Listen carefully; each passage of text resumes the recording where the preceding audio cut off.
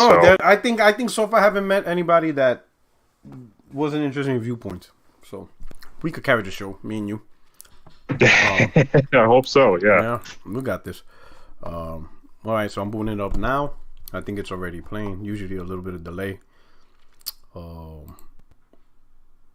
Let's see. We should be live. Here we go. And are we live? Are we crispy? Let me see. Up in here. Yeah, I think we crispy right now. I think we good. I think we getting it. Let me see the stream health. Oh shit! So who just jumped in? Call me Jay. Yo, Jay came in like if he was peeling off in a car and he just almost like crashed into the wall. He's like, oh shit! Fucking Jay, what's up? What's up, man? How's it going? Chilling. Oh man, just checking the stream. All right, we looking healthy right now. Hey yo, what up? Hey, what's up, my friends, my family, my fellow gamers? It's the only friend these YouTube streets, Puerto77, and we are back with another episode of 60 Frames No Lag podcast. We got here with the crew. We got Jay showing up. We got Project Cloud. I don't know where Jay Barry is. He's probably doing another booty call. You know how he rolls. Nah, Jay Barry's at a space right now with Persona. Oh, okay, so they're doing it. They're in the spaces. Oh, so they're talking. They're in the spaces. Let me guess. What they're talking that shit? Oh, you have a problem with $70 games? So what's going on is there were like 4 random ass dudes on Twitter, bots, talking shit about them in a space. So Persona and Jay Barry hosted a space saying, hit me up. I see it. If you have a problem with me, address me directly. The smoke show. Oh, that shit was intense, man. Yo, what the hell is going on in this community? It was funny, bro. For real, like who had smoke for them? Like who had issues with them? Just some random people, Cloak Onyx was one of them, but it was more of a confusion rather than smoke. But the other people were people that nobody really talks about, and they just came in being just weird, so they just got booted out. Man, it's just the clout, bro. People are chasing a clout, and like, this gaming community there. This gaming community, like, listen, you guys know I'm the commander in chief of Console War, but we have rules of engagement. We talk about consoles, we talk shit about consoles, we talk shit about games and shit like that. But yo, this community, it's like you're breaking the rules of engagement, right? You're breaking the laws of war. Like, you guys are talking about family, they're doxing. Yep. You got how people, they look. You got people pretending photoshopping pictures. You got people pretending to be different races, different genders, catfishing. Like, yo, I'm not like, what is going on here? Like, this is like what's happening? Like, what are we doing in the gaming community? Like, yo, this is some weird shit that's going on. One of those guys told Persona that he has a lisp, even though it's Jay Barry, and then he told Jay Barry that he's Latin, that he's Puerto Rican, and they're like, "What the fuck?" They were laughing. What the fuck are you talking about, bro? Like, the guy's telling that Jay Barry's Puerto Rican, and like Jay Barry's lying about it. Because Jay Barry isn't Puerto Rican, right? No, and he's not. Persona doesn't have.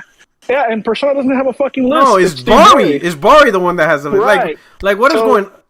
Go ahead. He doesn't even have his facts straight. He's just making shit up, talking shit, calling people weird names and stuff like that. So Persona's like, yo, if you got a problem, address it right here. Let's squash it. And then the guy just goes off, just saying random insults and stuff. It's not really. He doesn't really have an argument. He just wants to talk shit and curse people out. Right. It's just a nobody that's trying to get attention from drama. You know what I mean? What I don't understand is how can you have a problem over the internet with people you don't know? And that I can maybe understand if they say something like racist or sexist, or they say something inappropriate, or they said a comment relating to something, and because of that comment or that concept, you have a problem with them.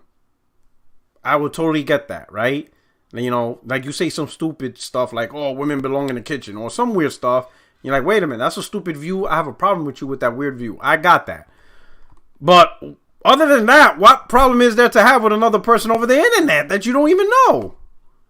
Like I was saying in that space, some of these people, they think that this console war joke that we have for this past few years, they think it's a real war. So they come in here and they do all these weird personal shots to your family, to yourself, how you look, how you talk, all this crazy shit, all because they play on Xbox and we make fun of Xbox, Yeah. What I find weird is how can you consider this real at any point. Like, because at the end of the day, it's just plastic consoles. It's just plastic toys, right? There's no way anybody could feel like. Well, I ain't gonna say there's no way. I just don't understand anybody actually feeling some type of way because somebody says something negative towards a console. Like, how could I don't understand how people is actually mad or angry.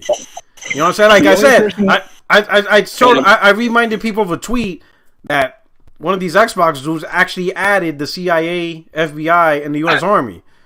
I saw that. Yeah, I'm always gonna keep that receipt because that is the funniest shit I ever saw. That's probably one of some of the most sad, but at the same time funniest shit I ever saw. I'm like, yo, this dude thought he tried to get the CIA after me. Like, what is wrong with this dude? Like, yo, this shit is crazy. The only person I give leeway is Kate Smooth because he actually had dinner with his Xbox, so that's different. Yo, this shit is crazy, bro. I'm like, you know what I'm saying? But like, what's going on? Like, this community is like unhinged. Yeah, like I said, it's the anonymity, bro. All these people making bot accounts to just talk shit and be very loud and have no originality. Yeah, you know, and try to go big based off of drama. You know. Yeah, for me, yeah, drama's fine. Yeah. It's cool, but it's like you need to be original, and that's you. That's Persona, J Bari, J Dub. I would say for me personally, because I've seen all these new accounts, they go straight to my thing and they act like they know me for years, and they made their account like last month. I don't even respond or reply. I just block them. I'm like, bro, you are not gonna get not one level of traction from me. Hell nah, you not. I saw that guy talk about NVMEs and saying how plug and play is better. Like, what the fuck is this dude talking about? There. I'm like, what the fuck is this guy talking about? Like, I was gonna respond, but I was like, you know what? No, dude, just leave it. I'm like, nah, you're too dumb. I'm not gonna even entertain this shit. Like, you just blocked. Like, I'm not entertaining this. And the crazy part is that the way that PlayStation is doing it is much better, simply because it has a much better way of cooling the NVMe, whereas the Xbox just has a thermal pad that even though it has that, it still gets hot. You know? Yeah. Not even then. Yeah, we could. In fact, I'm gonna add that as a topic. I'm putting the receipts now. So yeah, that's gonna be a topic. Yeah, we're gonna talk about that. Yeah, that's good right there. But for now, yeah, I'm glad you showed up. Hey, Project, man, my brother, what's going on? How's everything with you? It's going good. I like the topics we got lined out here, and even today is a little bit of news. Well, even between today and I think yesterday's some interesting news that dropped. And, it's just so funny that, last week we were talking about God of War not having the release date yet, and we were questioning, does Sony release that date? And then that very next day, boom, we get the release date. Yo, that shit is is as if somebody in Sony Santa Monica watches the show and they did that to spite us. Because we were talking trash. Like, I was saying, hey, I still think it's 2022 because, Santa Monica Twitter account updated 2022. But we still were like up in the air. And the next day, not only did they announce the date, but they announced the Juntar editions, collector's edition. They went all out. And I was like, what the fuck? And we were talking about maybe they might do a blowout in September. Remember? I think that was a conversation we were having. Like, because a lot of people were talking about that or something. You're right. It just caught us off guard. Like, damn, couldn't they have done that the day before? We could have had some good content to talk about. Now we have to wait a whole week and stuff. It's just weird. It is funny, man. That is just, hey, that's just how it is, right? You never know when news comes up. But I want to shout out to the chat. What's going on? We got Veja up in here. We got King Mana up in here. D-Truth, thank you for rocking out. Carol Anchor's up in here. AC's up in here. Weatherman. Cult Classic Cage. What up, my homie? What's good? Seattle Chef. What's good? Philip Sin. We got Liquid Data. What's going on, my brother? Channel member. Thank you so much for rocking with the fam. Hey, Space Diver. Jackknife. What's up? It's me. What's good? Who else we got up in here? Foxing around. The smoke space still going on. I see. There's 100, it's crazy. It was up to 300 plus. Yes, it was up to 300 at one point? Yep. But I'm going to tell you, man, drama attracts the most in gaming community. Mm-hmm. It just attracts the most. That shit is crazy. It's still there. Now it's at 100 plus. That shit's crazy. Samuel Porter Bridges was good. Who else we got? I like that name. We got Pokery. What's up? We got Scoutra. What's up? What's good, my guy? Who else we got? Carol says the grown man child sent the CIA on you. No shit. Raging Phoenix by the Silva to Ken God. Oh snap! My man's playing Fall Guys and got the notification. What's up? We got Leech. Who else we got up in here to start off? Mass Produce was good. Glad you rocking out. Star Guardian. Yo, we got Johnson. You almost caught me there, Johnson. You almost caught me there. K Freeman was good. Phil DVG. We all up in here. I got the family. Hey, I want to truly appreciate you guys. Hey, if you don't mind, hit the like button, cause just to just to remind y'all. Let me share my screen. I'm gonna share my screen real quick, just to remind y'all. You see this little button right here that says insert ad? Yeah, I got the power now. You see, right now, y'all see it, right? Look what YouTube is saying. We just started. We barely talked about anything. But for whatever reason, YouTube is telling me now would be a good time to insert ads. Creators earn more money inserting ads the more viewers are watching. Give it a try. Nah. It's not about the money. It's not about the ads. It's about the respect. Alright? You got a choice. You could hit that like button, or I'm going to hit this ad. Y'all choice. You let me know how we going to play. Right? This is the OK Corral, right? And I'm Doc Holliday. I'll be your Huckleberry. You hit that like button, we stay away from this. But if I don't see these lights coming up, bam! I'm gonna hit you with the ad. And I hope it's some like old people ads. Like, have you had your daily dose of Metamucil? Or, or Centrum Silver. Some old commercial like Bengay, or hope it's nothing but Shaq commercials or something. Something that Southern Cowboy restaurant. Yeah, something. Like one of those commercials where they like chewing tobacco, nasty shit, and you see the nasty shit. Man, no, tobacco's bad for you. You sure you want to do it? Yeah, some annoying stuff. Like because you want to keep it about gaming. Well, I hope they just showed you Game Pass for $1. Nothing but Game Pass for $1 commercial. You're gonna be those ads you can't skip either. You gotta watch them. You know what I'm saying? They'd be like, "Yo, for $1 you could play Peppa Pig and Power Washer Simulator." So let's not find out. Let's not find out the type of commercials. Just hit that like button, and we keep this kosher. We'll stay away from this. Yo, speaking of Game Pass. Like, they have that simulator, Power Wash. Yeah. I feel like a really good simulator that should be on Game Pass is like a mechanic simulator or something like that, or a PC simulator, so that these Xbots can play it for free, essentially, and then learn how to screw screws. Yeah, no shit, right? Like plumbing simulator or some shit, because these guys are afraid of a screwdriver. Shout out to Liquid Data with the super chat. He says the ad button is like flashing your gun. I'm brandishing the answer ad. Don't make me hit this button. You didn't even flash your gun. You just lifted the shirt up a little bit. You're like, don't make me lift it all the way up. Listen. Don't make me overdo it, Dunny. All right. Don't make me do it. All right. Listen, there's something I want to say, because you're always telling us, your viewers, that you appreciate us being here. But I feel like I speak for the whole chat right now, and for the people that are going to come in later, that we appreciate you more for hosting these live streams and having all us here together, just talking shit and having fun. Because some people are going through a lot of shit, Yeah, and then they see, I'm going live right now. They're like, yo, Pro Rock is live. Let's fucking go. So speaking from the whole community, we appreciate you, amongst other entertainers too, for hosting these live streams for us, man. So thank you. No doubt, man. So I guess it's a mutual symbiotic relationship, Hell yeah, because I truly enjoy you guys taking the time, coming through, rocking out. Let's talk games. I love the banter in the chat, because I'm always paying attention to the chat, and I'm like, man, this chat is wilding out, and they're having a good time. Project Cloud, I appreciate coming through. I think Project Cloud, it's like almost everybody. People just say something in the chat, be like, yo, can I hop on? I'll be like, sure, hop on.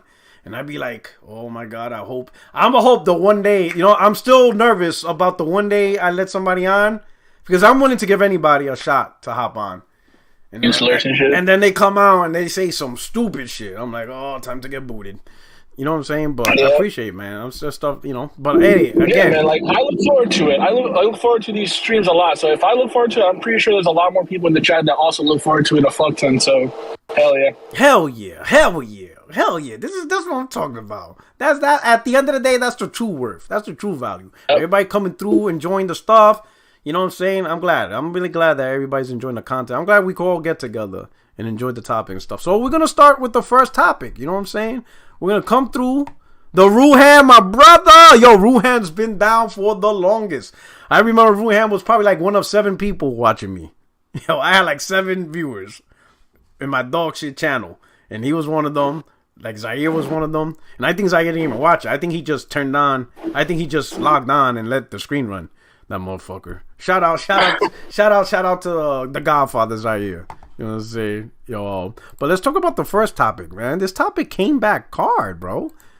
We back to $70 games is a problem. We back to the last, and all because of the Last of Us remake. You know what I'm saying? So let me kick it off. I'll have Project Cloud follow up and then you, Jay. But let me kick it off with this. We'll start off. So, the Gamer Tag Radio podcast, whatever.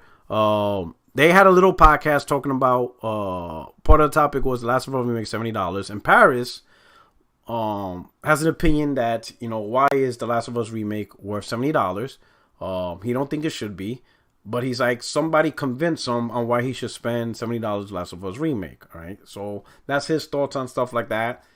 And then obviously he did a tweet out. It became a whole discussion. On the podcast, and then the discussion kind of branched out to multiple things like, why are people mad at people at least having the discussion or at least the criticism about whether this game is worth $70 or whatever. So there's a lot of viewpoints to the $70 stuff. I have my viewpoints, but I want to leave it off with Project Cloud. So Project, in terms of $70, specifically Last of Us remake, other games coming through become $70. However you want to view, whatever viewpoint you have or whatever angle, what do you think about this topic? What viewpoints do you have that you don't think somebody else is talking about? Whatever. Like, this one's a very open door, ambiguous topic because there's so many layers to it. And I hear so many things to it. So many people from different aspects. My baby brother, he had a 30-minute live talking about it. He feels that when you're buying a new generation console, that paying $70, you're being punished for trying to get a new generation console. We're going to bring that up, right? I wish he was here. I wish he was able to hop on. But anyway, Project, what are your thoughts about this in any angle, however you want to address it? Sure. Well, I guess, first of all, I'll point out that there are definitely people out there who think $70 is too much no matter, how good of a game you're given. Yes. Even if it's a PS5 exclusive, that isn't the remake, that's a new IP, for example, or a sequel. Some people think it's too much. Now, personally, for myself, I just look at it as, well, it's just a $10 difference. I'm supporting the developers, but I get it. Not everybody is a consumer that thinks about it that way. They just think about what's the the point of entry, what's that cost, and they just see $70 and that just looks like too much to them. Granted, I think if you're a committed gamer and you have a lot of free cash flow, you're still going to be in the hobby. But I do get it. Some people are on more of a tighter budget, and $10, if they buy a lot of games, that's going to eventually lead to maybe one less game that they buy. I understand that.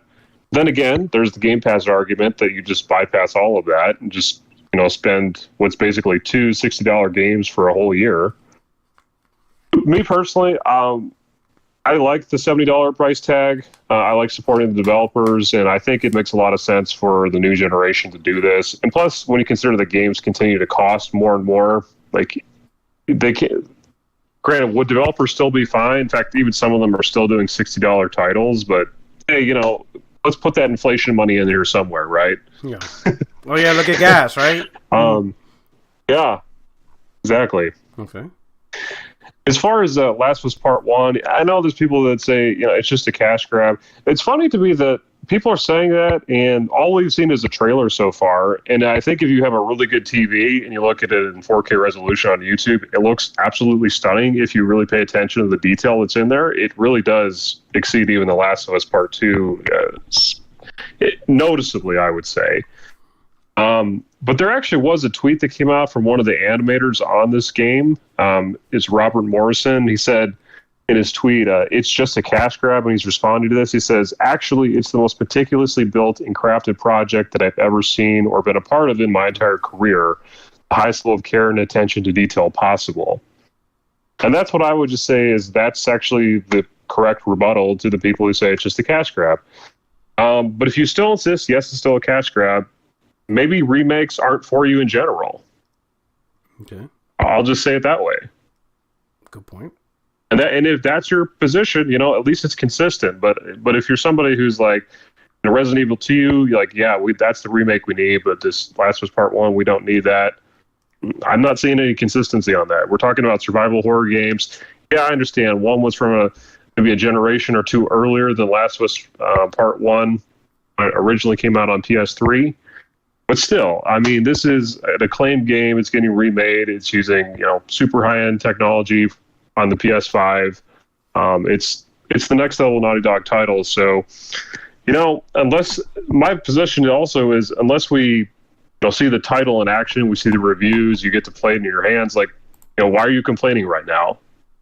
And granted, if you're somebody who's just like, I'm just committed to not even playing this game, then okay, that's fine.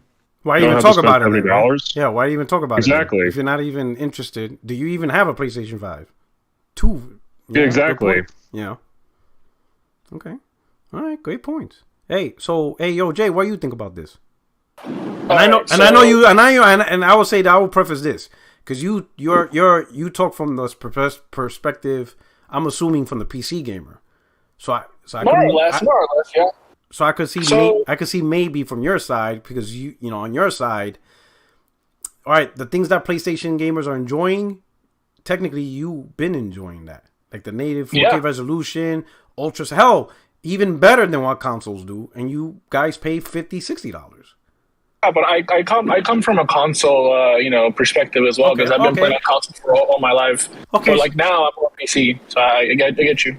Okay, so how do you balance that? So what's your perspective? Because I'm interested in your perspective because I would imagine you see, like you say, you come from a console, but you also played on PC. So some of the things that the console gamers are finally enjoying with their PS5, you're like, it's a normal day for you. That's like you've been you've been like that all last gen for $60. Ray tracing, you've been had ray tracing. Like that's not a. So what do you think about this? How is your view on this? It's a pretty large answer in my opinion. Okay, and it comes down to perspective for most of these people. Mm-hmm. A lot of the people on Twitter just like I've said multiple times before, they just like to find what to hate on, and The Last of Us in general is pretty popular to hate on by just random people that don't even play or ever tried the games before.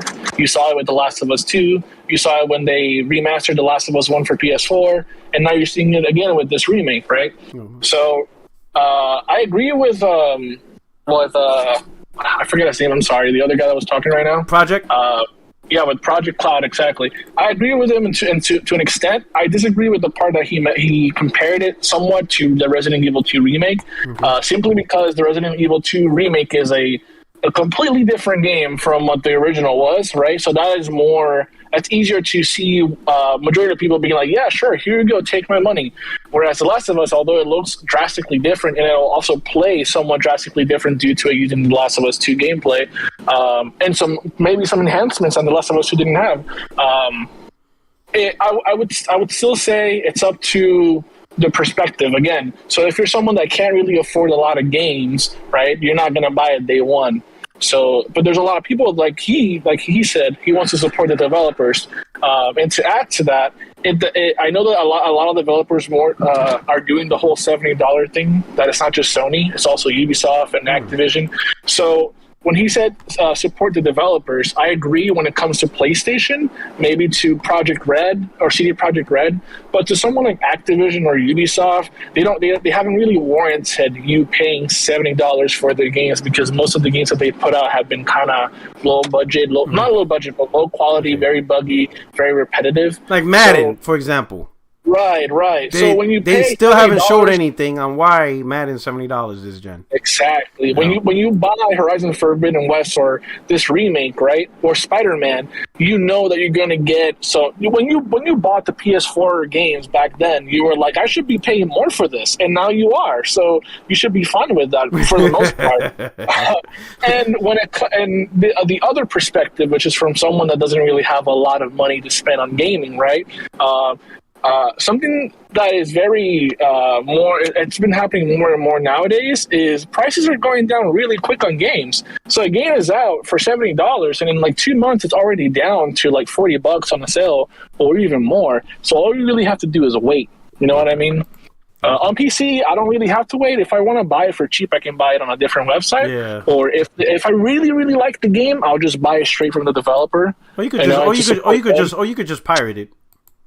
Right, like there's been games back then that I have pirated just to try them out, like a demo, because I don't feel like buying the games right then and there. Like, for example, a game called Origami, which is like a stealth game. I was a little skeptical. I pirated it. I played the first level, and I'm like, take my money, bro. Shit. Take my fucking money. You done messed up. So, you know these bots are tagging CIA, bro. Yeah. But a lot of people do that. You're in trouble. You tagging CIA.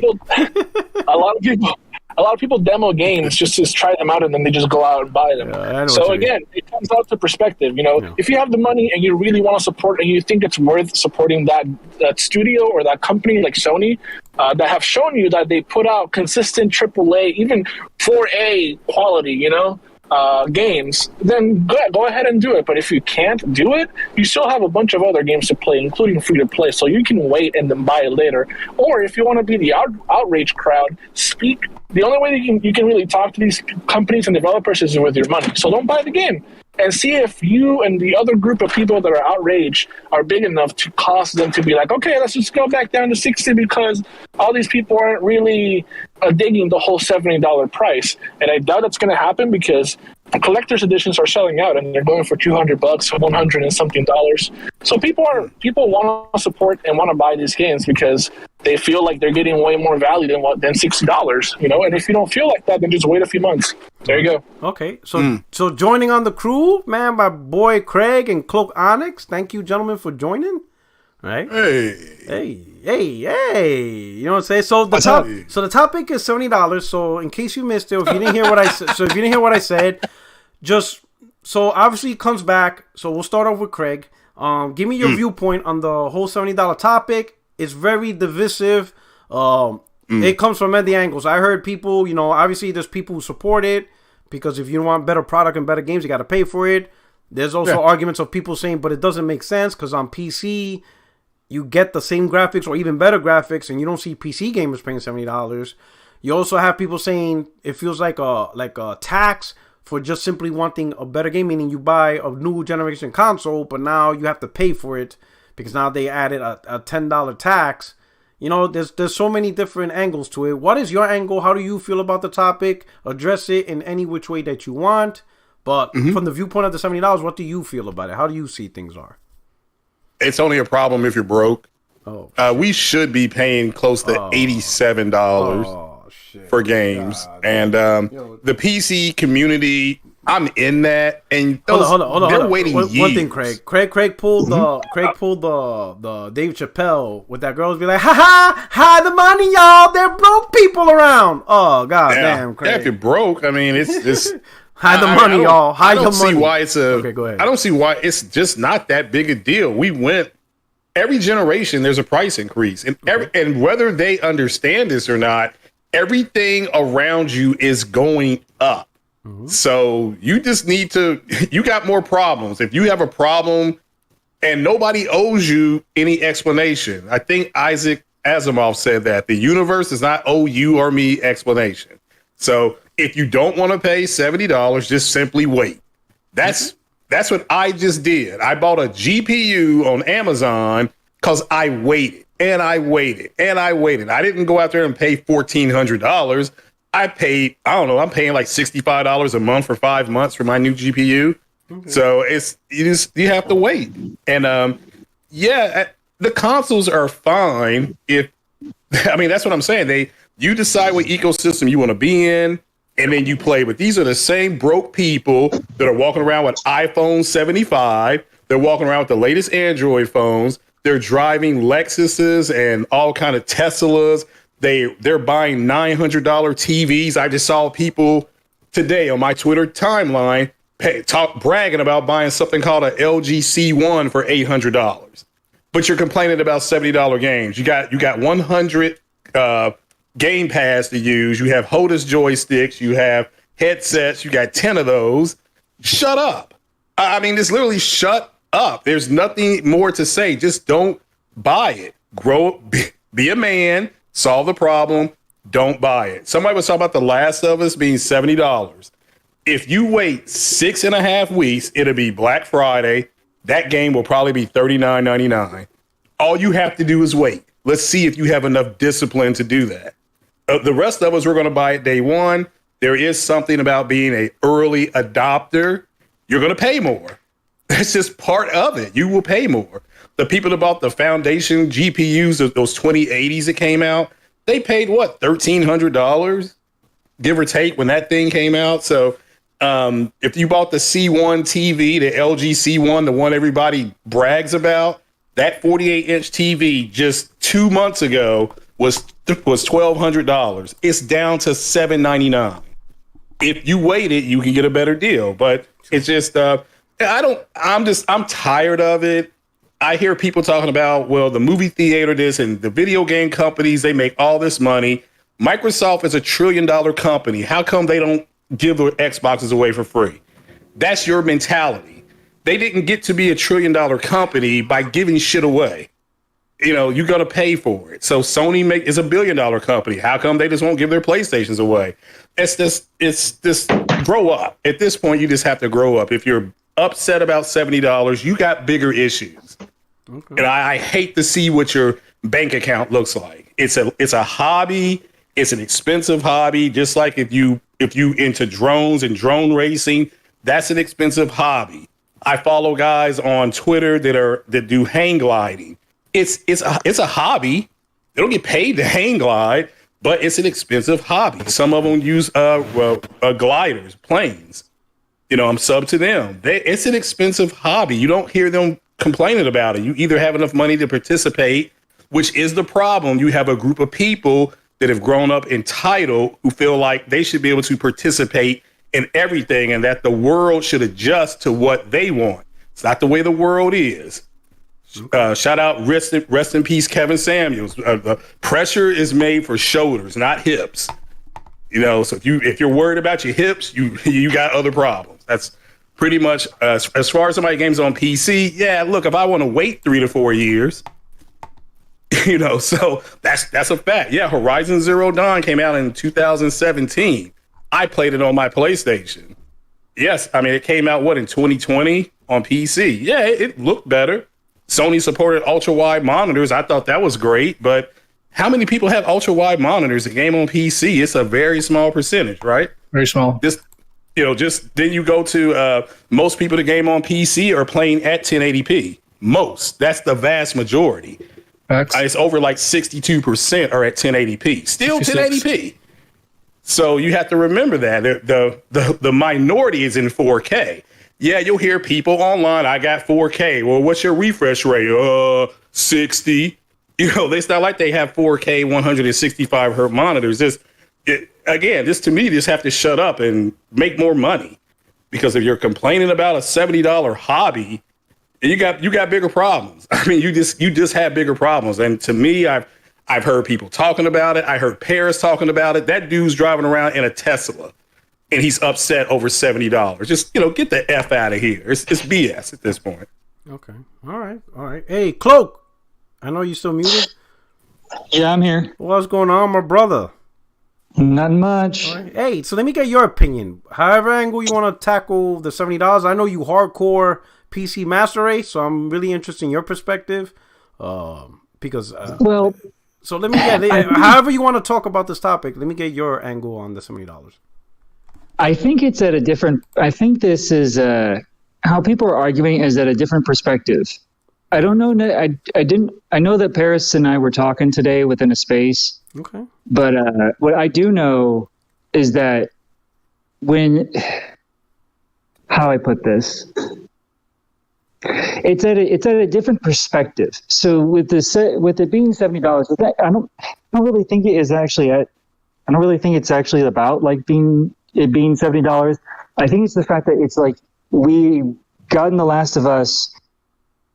The remaster we got in like in a shorter period of time. I'm thinking. I don't really remember when like the remaster came out. 2014. 2014? 2014, something like that. So it's like it's been about like 9 years, something like that. 8. But for it to be remade within like within about like 9 years, it's just it kind of rubs people off in the wrong way. But A long time, man. I disagree because Gears of War 1 got remade and it was like 9 years apart. And Halo. That was remaster. It doesn't matter. It got re-released though. It got re-released. Yeah. No, I know what you're talking about. Because I thought that too. I'm like, I thought that Gears of War Ultimate was remade, but like, no, it is considered a remaster. I'm like, oh, okay, whatever. But I will play The Last of Us Part 1, the remake. I will play that. But as for it to be like $70, I guess it's the fact that we don't necessarily know what's going to be in it. Like, what about it is being remade? Because if it's just going to be like the cutscenes, maybe. Well, I mean, I don't. But okay, how is it that going? If it's going to be remade, how is it going to be any different from the first one? I can now. A lot of people were going to say like, oh, unlike the first one, it's not going to have actions in it. It's not going to have multiplayer, so there's no point into it. But like I can say, but that's very disingenuous because Dead Space is being remade, and we've already seen the developers, Motive Studios. They showed a lot of the stuff that's going to be within the game. They were very transparent about it. They showed off all the new mechanics and all and how that is going to be made. But as for The Last of Us remake, we still don't know. We just only got to see like a couple of things. We know. I have a question for you. So I'm sorry to cut you off, but did you play The Last of Us 1? I did. Did you play The Last of Us 2?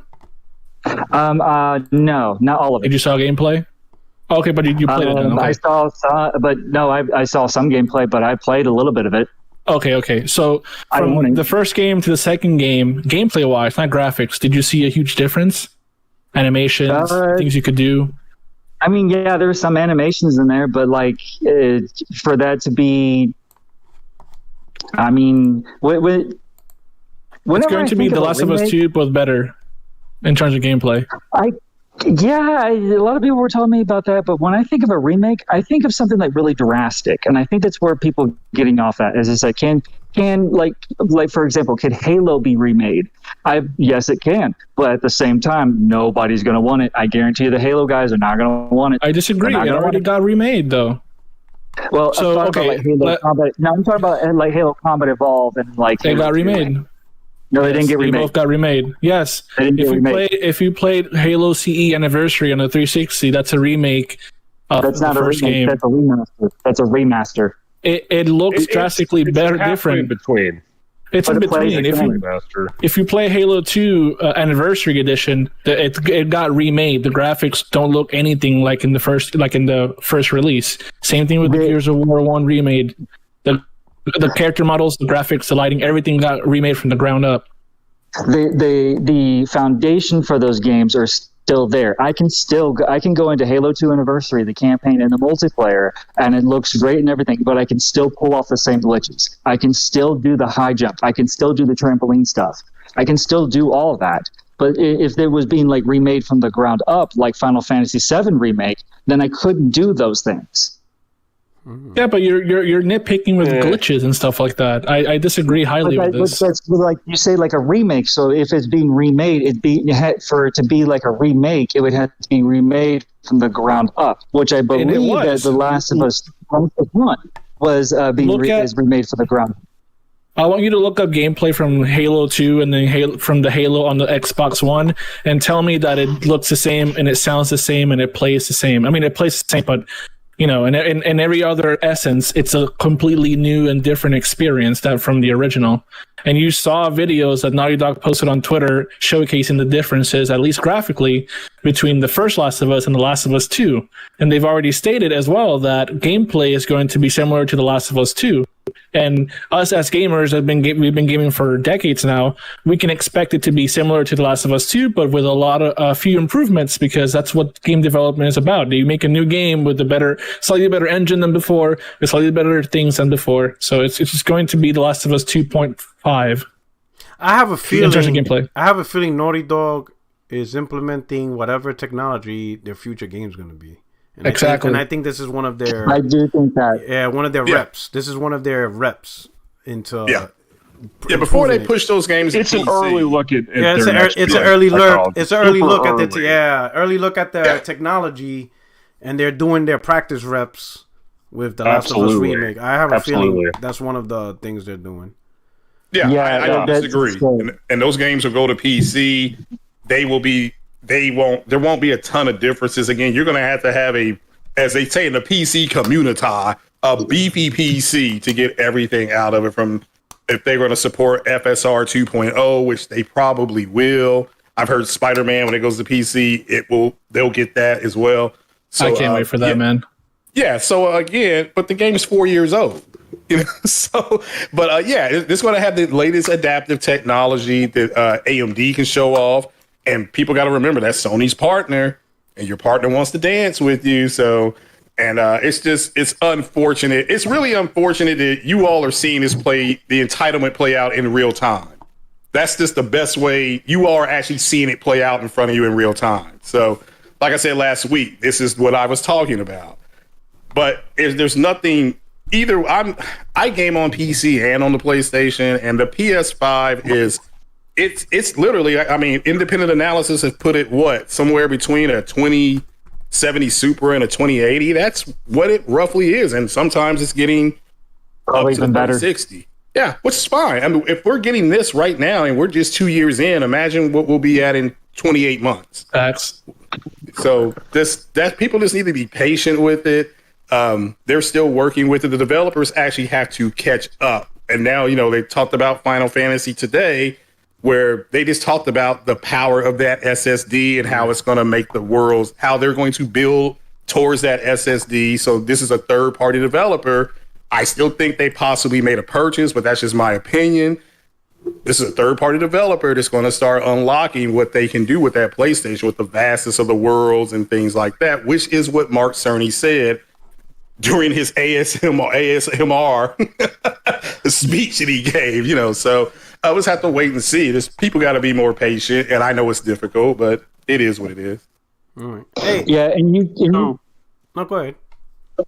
I was going to say you can't really compare the Halo MCC or like Halo Anniversary, Halo 2, and Halo 3 with all basic everything within the Halo MCC as remakes, because those are still remasters. Because on Halo 2 Anniversary and Halo CE and Halo CE Anniversary and Halo 2 Anniversary, you can turn off the new graphics just by pushing a button.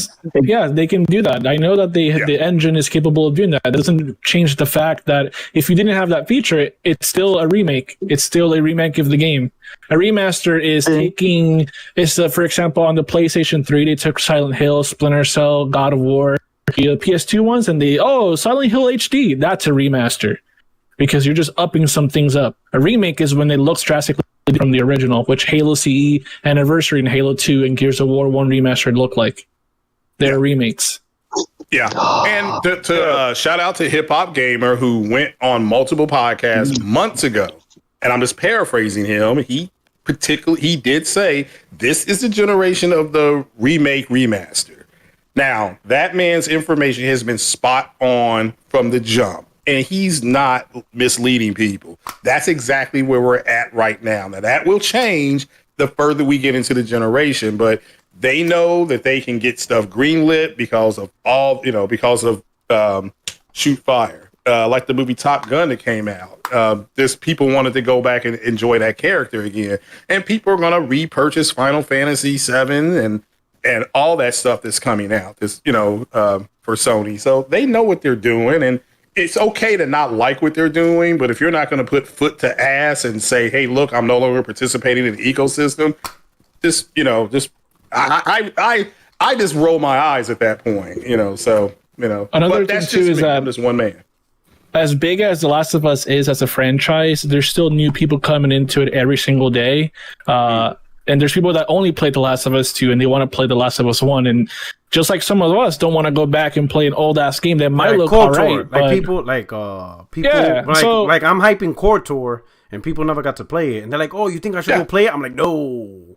Exactly. No. So it's a good Star game. Wars fan. Hold on, if you're a Star Wars fan and you like the lore, it doesn't matter. If you're a gamer and you've been around and you're used to the modern games today, that's different. If you didn't play KOTOR when it first came out on OG Xbox, maybe on 360, but now you're trying to play it now after playing on Xbox Series X or PS5 or high-end PC. Woo! Yep. And realistically, The Last of Us 1 looks eons better than that KOTOR game. Yeah, but compared to The Last of Us 2, it's hard for people to be like, I don't know about that, man. It's rough. It might be rough, yeah. If you played The Last of Us 2 first and you didn't play The Last of Us 1, you might notice a sharp decline. So your first introduction to the game might be to get the best version out there. But real quick on The Last of Us 1, real quick, I still haven't found a single person who hasn't cried at the intro of The Last of Us 1, man. Still. At the what? The intro of The Last of Us 1. What about the intro? When the daughter gets shot. Oh, spoiler alert! Yeah, it's a Last of Us 1, but I understand. But like you said, and again, you're right about the expansion. How there's new people coming in. That's why they did the TV show. That's why they're doing it long form, because they're The Witcher. trying to expand to a new audience. You're right. Witcher's a good example. You met one. I didn't cry because I was born without tear glands. So I can't cry. Oh my god! All right. Oh, okay. All right. I can't cry without tear glands. I gave the game to my dad back then on the PS3, and he called me like an hour later. Say, "What the fuck is this game, bro? I'm over here crying in the first 10 minutes." What the fuck did you give me, bro? Yeah. No, but it wasn't more. Yeah, I gotta admit, I remember that scene vividly in the PS3. I was like, "Holy shit, this shit's fucking like." Impactful. I knew at that moment this game's gonna be fun, something special. Yeah. The guitar strings, they really. I was like, that set the tone. That whole scene right there, that whole part. You start out playing as a daughter. That whole shit was impactful. I still drugs. Wow. Yeah. So let me get on my soapbox. All right. So as far as, the $70 game, so let me push this, right? So everybody's seen this image already because I just loaded it up. This was me talking shit about Metroid Dread. There was like a little gameplay clip, and that's a little snippet of it. And I was like, hey, yo, this game is $60. I'm not a proponent of theft, but I'm not a proponent of getting robbed either. This game is $30 at most, right? So that shit started... As you can see, that shit started like a whole chain of heartache, right? There's people who agreed, there's people who disagreed. Let me tell you how bad it got, right? It got so bad that I guess there's a Nintendo Twitch streamer. I forgot her name. I don't know her name. But she's a young kid. She actually retweeted it and added me. She said, "I will buy you the game if you prove you can beat it on a stream." Like, it was weird, right? It wasn't even about my viewpoint on the $60, but she said, I'll buy you the game, send it to you if you promise to stream it and show us you can beat it live on the stream. And I'm looking at her like, and then I obviously I didn't talk too much shit on her, right? Because she was like a little kid. Maybe she was 19, 20. She was a little kid. She was young anyway, right? But in my mind, what I want to reply to her, I want to reply to her, yo, shorty, I beat the first Metroid as a kid before you was even born. You think this game is new? Metroid, Super Metroid, Metroid Fusion. It ain't. It's been around the block. Metroid's been around the block for a little bit, right? Metroid Prime is when it became the first person shooter. Third person. Yeah, the first person shooter. Yeah, so I'm talking about the side scroller. So she act like, I know some kids today think like that these games are like Like, oh my God, this is a challenging 2D side scroller. Yeah, welcome to 1985 when it was first created. Like, right? Whatever. I say that to say this, right? So two of you mentioned perspective, and that's ultimately what it is. It's perspective, right?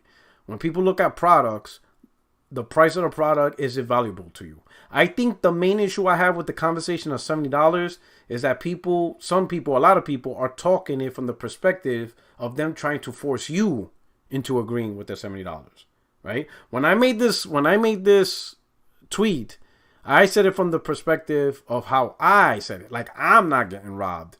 You know, $30 was for me. Now, to prove my point, I bought the game. I got it. But I got it for the price I'm willing to pay for it. I paid $35 for this game. You know what's funny? I haven't even played it yet. I even forgot I even had it.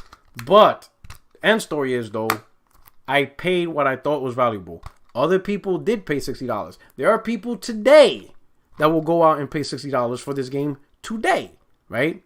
It's all perspective on what you feel is valuable, right? You can't convince another person that this game's not worth $70, while at the same time you can't convince another person that it is worth $70, right? Regardless of the history, right?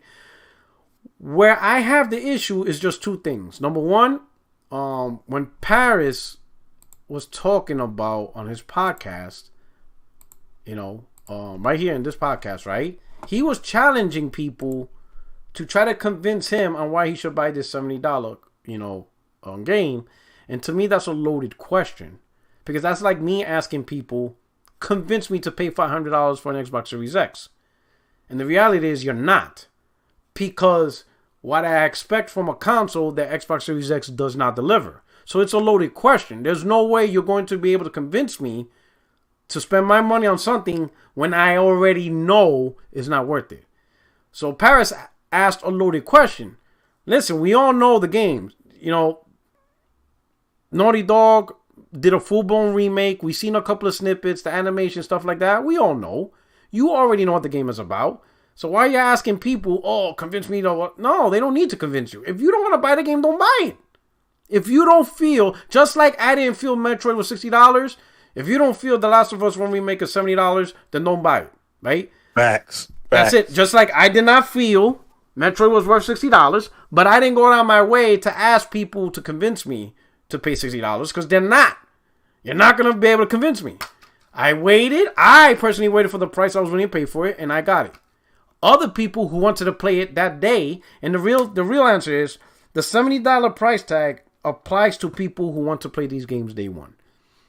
Everybody else who's willing to wait, you'll get a price drop. Like, you don't have to, like me, I'm going to be honest, I'm not going to buy The Last of One Remake, you know, this September, you know, because there's going to be other games I want to play. I already played the game twice. While it's amazing, you know, the story's not new. I'm not going to get I'll probably get a new experience in terms of gameplay, or maybe not even so much gameplay, but like the aesthetic looks, the graphics, the animations, and it'll probably feel different. 60 frames, maybe they do 120 frames options, you know, all that shit, right? But me personally, I don't feel that's worth $70, so I'm going to just wait it out. Maybe when the game's like $30, $20, I'll probably give it a go. But there's a lot of games that I really want to play before I'm going to play The Last of Us a third time. Because I already played it twice. I played it on the PS3. I replayed it on the PS4 in grounded mode. And then I played The Last of Us 2. I really don't want to go back to playing The Last of Us again day one. I'm not in the mood. So for me, it's not $70. But the whole price increase. A lot of people are asking about the price increase. What's this about? The reality is this. We went through the same thing when we went to transition from, you know, PS2, Xbox One to 360 PS3. There was the $10 price increase. In fact, Xbox 360 was the first console to start selling games at $60. And I remember that year in 2005. When the games were announced $60 and 360 started selling the games at $60, 2005 was ruthless, right? Because people were comparing 360 games with the PS2 version of Metal Gear Snake Eater. Now, if for those of you who play that game, that shit was probably towards the end and pinnacle of the PlayStation 2. Because that game looked phenomenal. Wow. What Kojima did, the graphics, even the little subtleties as the raindrops on the grass, snake crawling and the grass bumping. I mean, the game on a technical, on everything. It was just amazing, right? So people started using a PS2 game, comparing it to these first year 360 games, and people are like, I remember the meme was, where's the next gen? But they spelled the TEH, right? Where's 10X gen? And everybody's like, what the fuck? Where's the next gen? Like, how is this $60? Call of Duty 2. Yeah. Where's the next gen? Where's the next gen graphics? And you're paying $60. I remember PC gamers were making fun of 360 because their rigs was more powerful and their games were still $40, $50. So everybody's like, where are the $60? Why is this $60? So for the first year, 360 was getting a little rough patch until Gears of War came out. Then when Gears of War came out and that shit dropped, I forgot what they call that game. Fuck it. I mean, what they call that day? Something day, Annihilation Day, whatever the theme of Gears of War. But that shit was like, holy shit. Like, to me, that was like, I remember playing the first Madden on 360, right? When it first came out. The day the 360 launched, a neighbor of mine brought it. We were playing Madden 2. We were playing Madden on PS2. The crew was there. I remember I was living in North Carolina in an apartment, right? The wives, they were drinking whatever.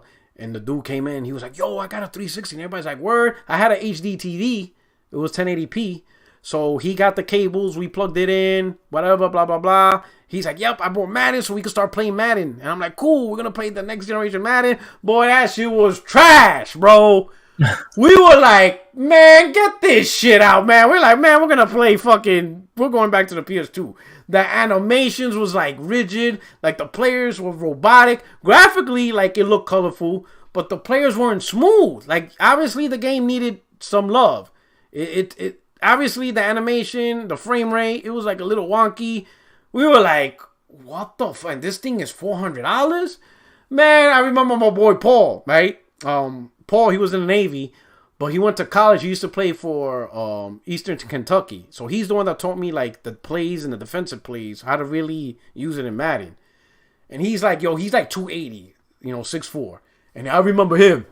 He's like, yo, if you don't get that bullshit out of my fucking face.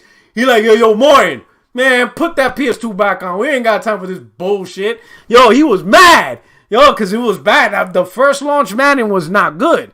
And, even he was like, damn, I paid $400 and $60 for this? Even he was like, what the fuck did I pay for? It was rough times.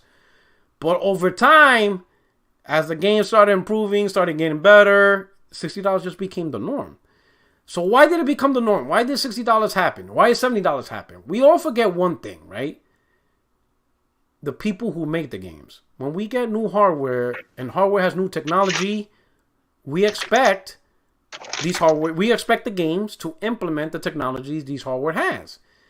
So as you're a developer and new technologies come out and you're expected to get the skills, adapt the skills, and make it, and you actually learn these skills, and you actually make good games, well, I'm pretty sure they want to get paid more.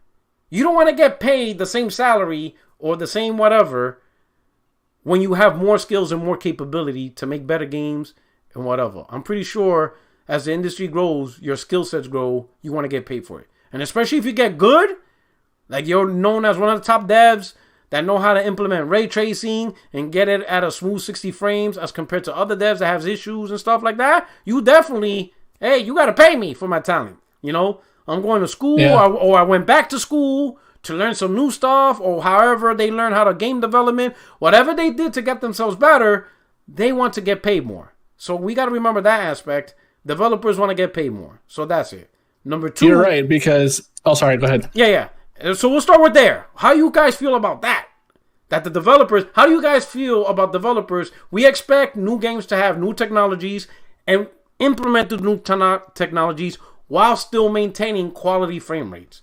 So the developers have to up their skills. They have to know more. How do you feel about... Yeah, well, if I'm going to do this, y'all got to pay me. Because you're not going to pay me the same salary as 10 years ago when I had to do all this new and learn all this new shit and I'm good at it.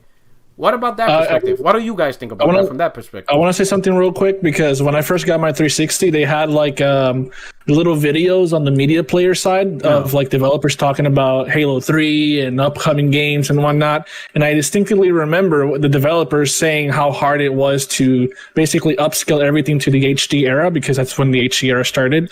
And Square Enix said that they were having trouble with HD gaming, and even Nintendo with the Wii U. I remember when Nintendo because Nintendo stood with the Wii and they stood SD, but when they went with the Wii U and they went into HD, even Nintendo said, "Holy shit, this is a steep learning curve." It's hard. Yeah. So now we think, just put the resolution up to 720p. That's it. No, like it goes. There's a lot more that goes into that scaling, texture. You got to match your memory. Models, view distances, all this other crap. Yeah. So Bungie being like the main developers at the time for Xbox, even they were saying that it was very hard to get Halo 2 just to test it on the 360 and see how they can go from there to Halo 3 because of all the work that it took for them to adapt the HD into their games, into their engine. That's some work. So shout out to John Baptiste. Thank you for the super chat. He said Devil May Cry 5. Interesting. He said Devil May Cry 5 was remastered a year later and it was sold for $70. I didn't see them being angry about that. You know what? That's a good point. Because Devil May Cry 5 received the remaster. It received the remaster for consoles, and it was $70. Well, eventually everybody's going to figure out that it's not about the $70. Yeah. It is about these AAA games costing $70, and these guys think that the game should go in the Game Pass. See, when the games went into this is what they thought, and now these AAA developers, when they put a game out. This is why they keep saying this is going to go to Game Pass and this game is going to Game Pass. Then because they don't want to have to pay $70 for it. Now they see that all these games coming out this fall, maybe except 2 or 3 that I've seen, they're going to cost $70, give or take. So, and they're pissed off about it. When the games went up to $70, this is why you keep hearing about they keep saying this is DLC and stuff like that, and this isn't worth it. It's been downgraded because they think you should go and storm Sony headquarters like those idiots stormed the Capitol and demand that the game stay the same. And eventually people are going to figure this out because they don't want to have to pay if Forspoken goes over there. They don't have to pay something of that money for Callisto Protocol. They don't want to pay for that. They want that game to go directly in the Game Pass. Why can't you all take this $3.50 check from Microsoft and just give me access in Game Pass? So that's what it's really about, whether it's Madden or the 2K game that's $70. So, I mean, it's just, that's what it's about. It's not about the 70%. To be fair, I've seen some PC gamers also complain. And they make valid points. So sometimes, who says the message, sometimes it's not always about the message, but who the messenger is. And sometimes depending on the messenger, no one's going to take that message seriously because they already know, like you said, the Game Pass, yellow chair sells people. I don't listen to any of them. Like, it's sad to say that this gen, I don't listen to like 90% of the Xbox gamers out there. That yellow chair, that's a big issue. As compared to last gen, I listen or pay attention to a lot less Xbox gamers as compared to last gen. Last gen, it was more subjective. It was about games versus games, and then as Microsoft started not making games for whatever reason, then it got weird. But this gen is just lunacy. That's just a lot of lunacy, right? It's just weird. But I would say some guys have legit things on PC gamers. PC gamers do have a point. They're saying, so games are costing $70 to do the things I've always been doing on my PC. So how you feel, guys, about that? Cloak is a good Cloak. I would like your point on that. I know, call me Jamie, or PC gamer. Hey, even you, Craig, you finally figured out what a 52 CU was. PC gamers have been playing at ultra settings. They got GPUs that does ray tracing. They're not playing at ultra settings. Who's not playing at ultra settings? They're very few of them. Oh, no. Okay, I'm not. No. Listen, we're not getting into that. I'm not getting into the. Okay. I'm not getting into specifics. I'm not getting into. I see what you're saying. I'm not getting. I see what you're saying. I got you. Yeah, I'm not getting into who actually chose. I'm saying the capability's there. Now, whether they choose to spend the money to do is a different story. So I'm not getting there. All I'm saying is PC is capable to play native 4K. PC has the capability to play at ultra settings, 60 frames, even higher frames, right? You have the ability to play these games at amazing visuals, but the game still costs $60, right? You have GPUs that can do ray tracing, and the game is still $60. So some of these PC gamers that do have the rigs, let's say like Cloak has a 3090 Ti. So he could do it. But the game price increase didn't increase for him. The games are still $60. So what about from that matter? What is it on console that's got the $10 tax while on PC Hell, I would imagine the PC version still looks better than the console version, and it's cheaper. So what about that perspective? We'll start with Cloak. Cloak, what do you think about that? Remember, you got a 3090 Ti, so there's no PlayStation 5 in the world that's going to look as good as your 3090 Ti. But the game's on your platform is $60 or less. Or if I'm wrong, please elaborate. Well, I don't know, because I haven't found any game that looks as good as Horizon Forbidden West on PC or Xbox.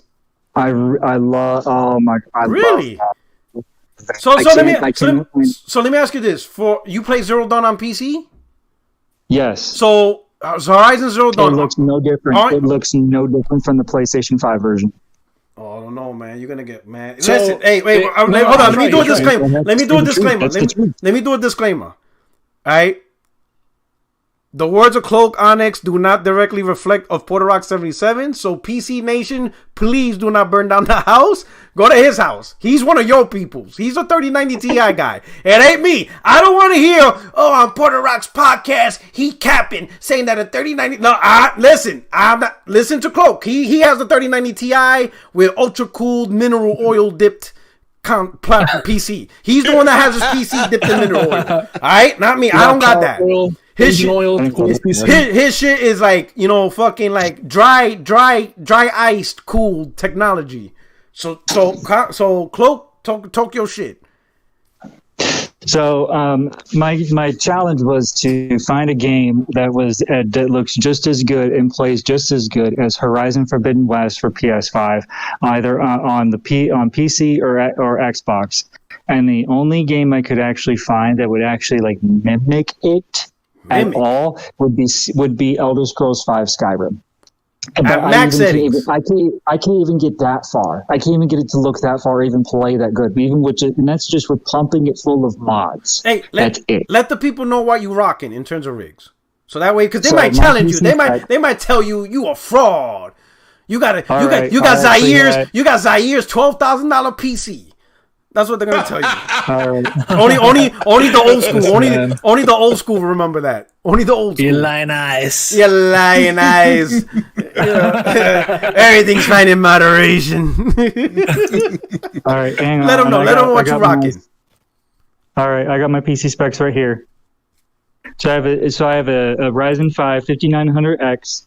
With the cooler is an ROS RGB AIO 30. It's a 360 millimeter.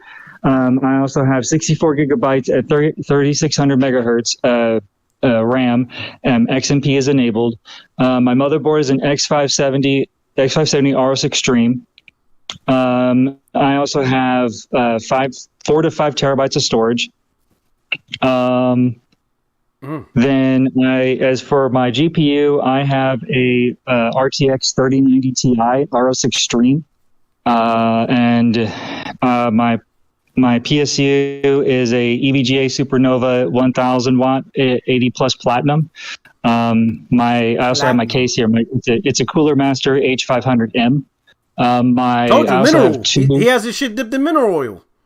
No, I don't have any mineral oil. I've refused to do mineral oil PCs. I do not want a 15 PC. I am not doing it. That is so messy and it takes forever to get off your clothes.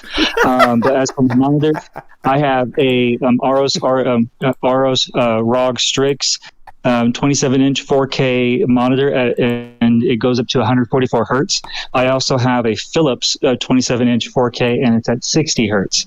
Ah, damn. So, okay. Look at that. The boost in the port. That's impressive. Yo, listen, I feel good about myself. I feel good. I'm like, God damn, this PS5 is a little beast. It's a little beast. It is. It's because that Horizon Forbidden West was made for the PlayStation 5. It was made that the game was made around the system. Now, another person has said to me that, like, has there been any games? We were talking about, like, was there any games actually made specifically for PC graphics cards? Anything for GPUs? Yes, you can actually have they have a minimum spec, but then there's a recommended spec. But I don't think that there has ever been a game that was specifically made, hey, you have to have this card in order to play this game. Yeah, they usually make a range of cards. On PC, it's about the minimum spec. It's not about a specific hardware set. Yeah. Yeah, the game's tailored around the minimum spec, and then everything else is just improving the settings and stuff like that. Man, so most of the games are actually made for like a 1080 or like a 1060, but then you can go up to make it look better. Okay. Yeah. Exactly. All right.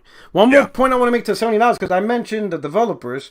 Now, the next point I wanted to make, I want to be clear. I'm not saying this so you can show empathy or sympathy, feel sorry, whatever, to the company. That's not my point, all right? I'm not saying, because I know, even though this is not Twitter, I just don't want people to take meaning about what I'm about to say in another direction. This has nothing to do with sympathy or empathy for the company.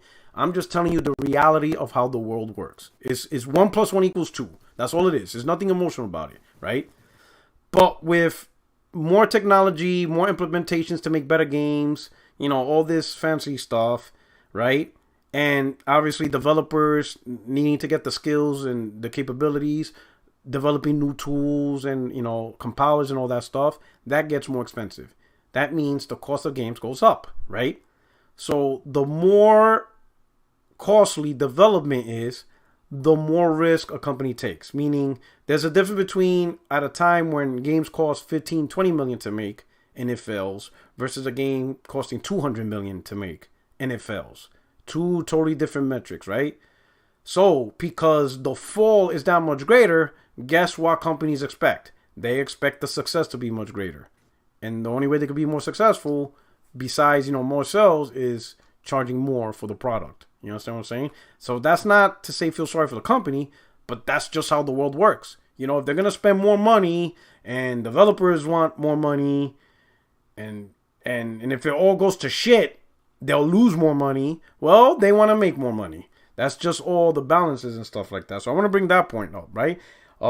There was one other point, and this is shout out to my baby brother, Doc Dark. If you haven't seen his channel, go check out his channel, especially if you're an Xbox fanboy. I would say overall, my brother brings some logic to the community.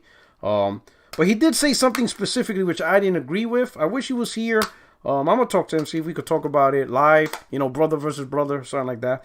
But he mentioned that why should he pay for just an upgraded version of a product when, on console when other products. So he specifically mentioned Netflix.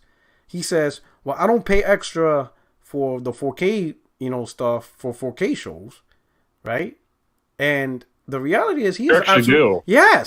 But you do, though. He is absolutely... There actually is a 4K tier. Exactly. He is actually wrong, right? He said, just because I bought a 4K console, why should I have to pay more to actually use the console for 4K games? So when he said the Netflix, I'm like, bro, you fucked up. I even told him on the thing, like, you actually pay more.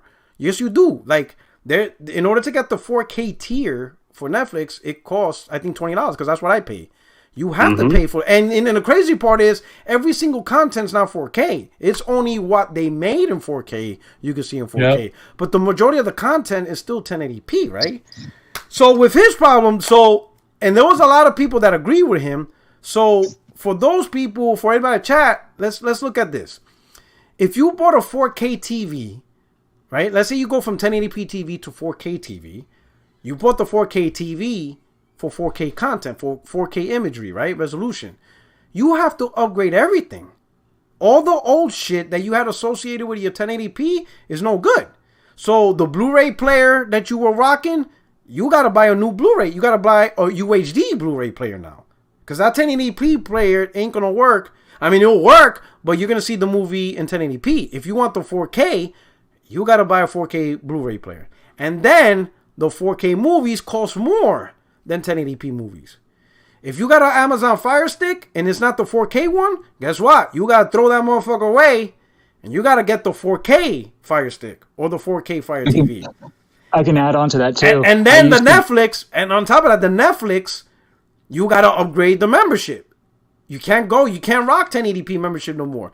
So everything goes up. Hell, you got to buy a goddamn new HDMI cable. You got to get the high-speed AC. So everything goes up the moment you decide to buy a 4K TV. Everything goes up. The player, the console, the Fire Stick, and the services. So yeah, When you want more, your internet. Yeah, internet. Yes. If you want, if you got 50 meg service, that shit ain't pushing 4K streaming. You better get a much higher bandwidth.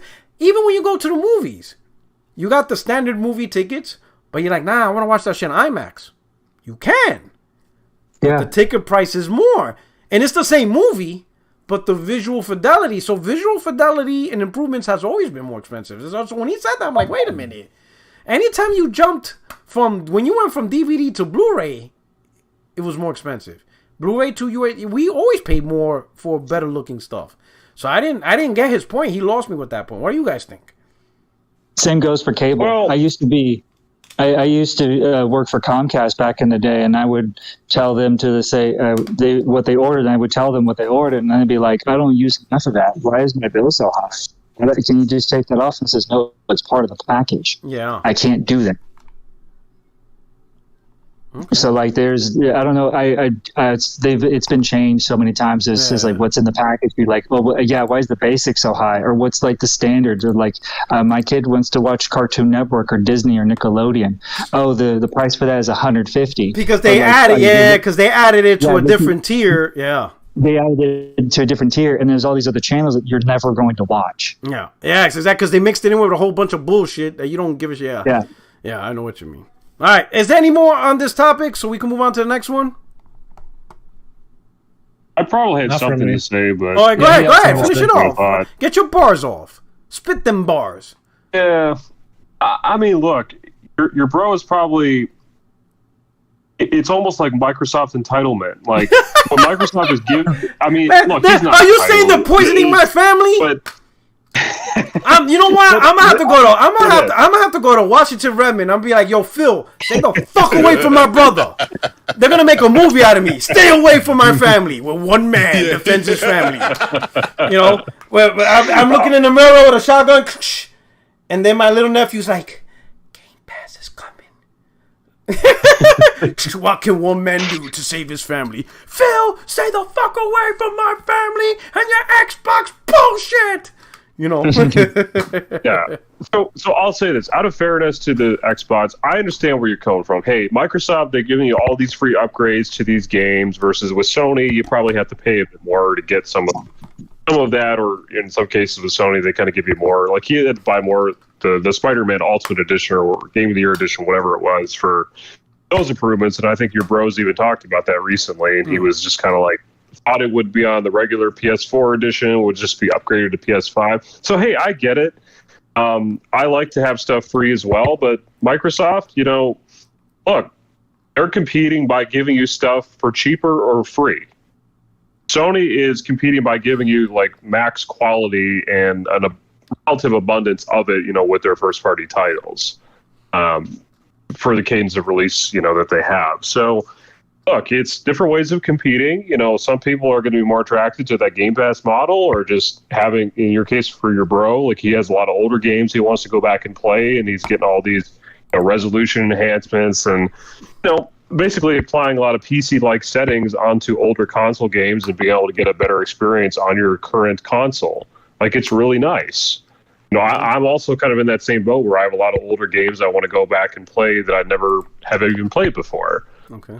So I love it, you know, having the different philosophies, but I also understand why there is such a vast, you know, difference, why you have your ponies, why you have your bots, you know, why they think so differently. It's because, well, Microsoft is catering to their audience, Sony's catering to their audience. And when we talk, you know, unless you're just somebody who just can take a step back and be like, well, let's look at the actual fundamentals of how this works. You know, you're just two people that are talking that just care about different things. And of course, you're talking past each other. Yeah. You talk past each other. And I'll just add the word premium to what Project Cloud's saying, premium. Sony always tells you premium. This is premium. Wait, this is a premium. This is premium. And they're just getting that out there. Again, I've said this multiple times. Sony looks at themselves as Ruth Chris, the Ruth Chris Steakhouse. If you don't understand what that place is, go look it up. And I'm telling you right now, Ruth Chris is really good, but you're going to pay premium for that porterhouse. Whereas that if you go a couple steps down, the Cheddar's, That's Microsoft, and there's nothing wrong with Cheddar's.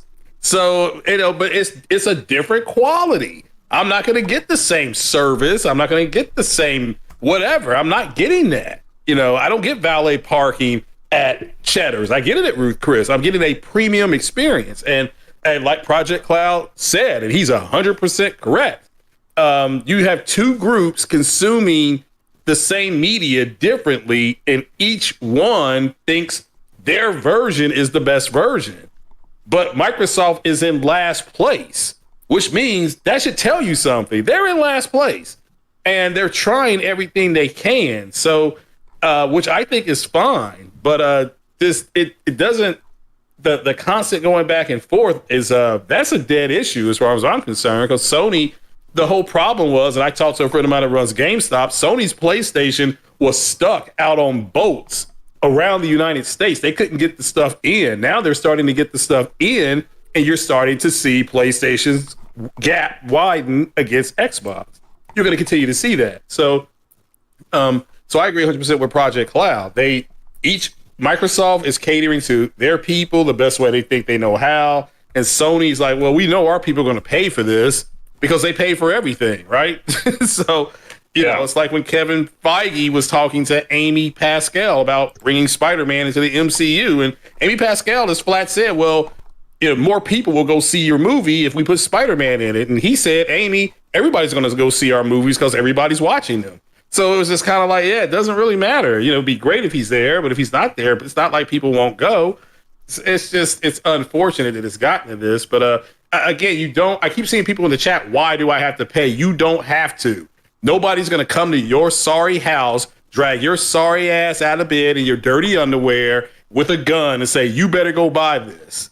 You don't have to.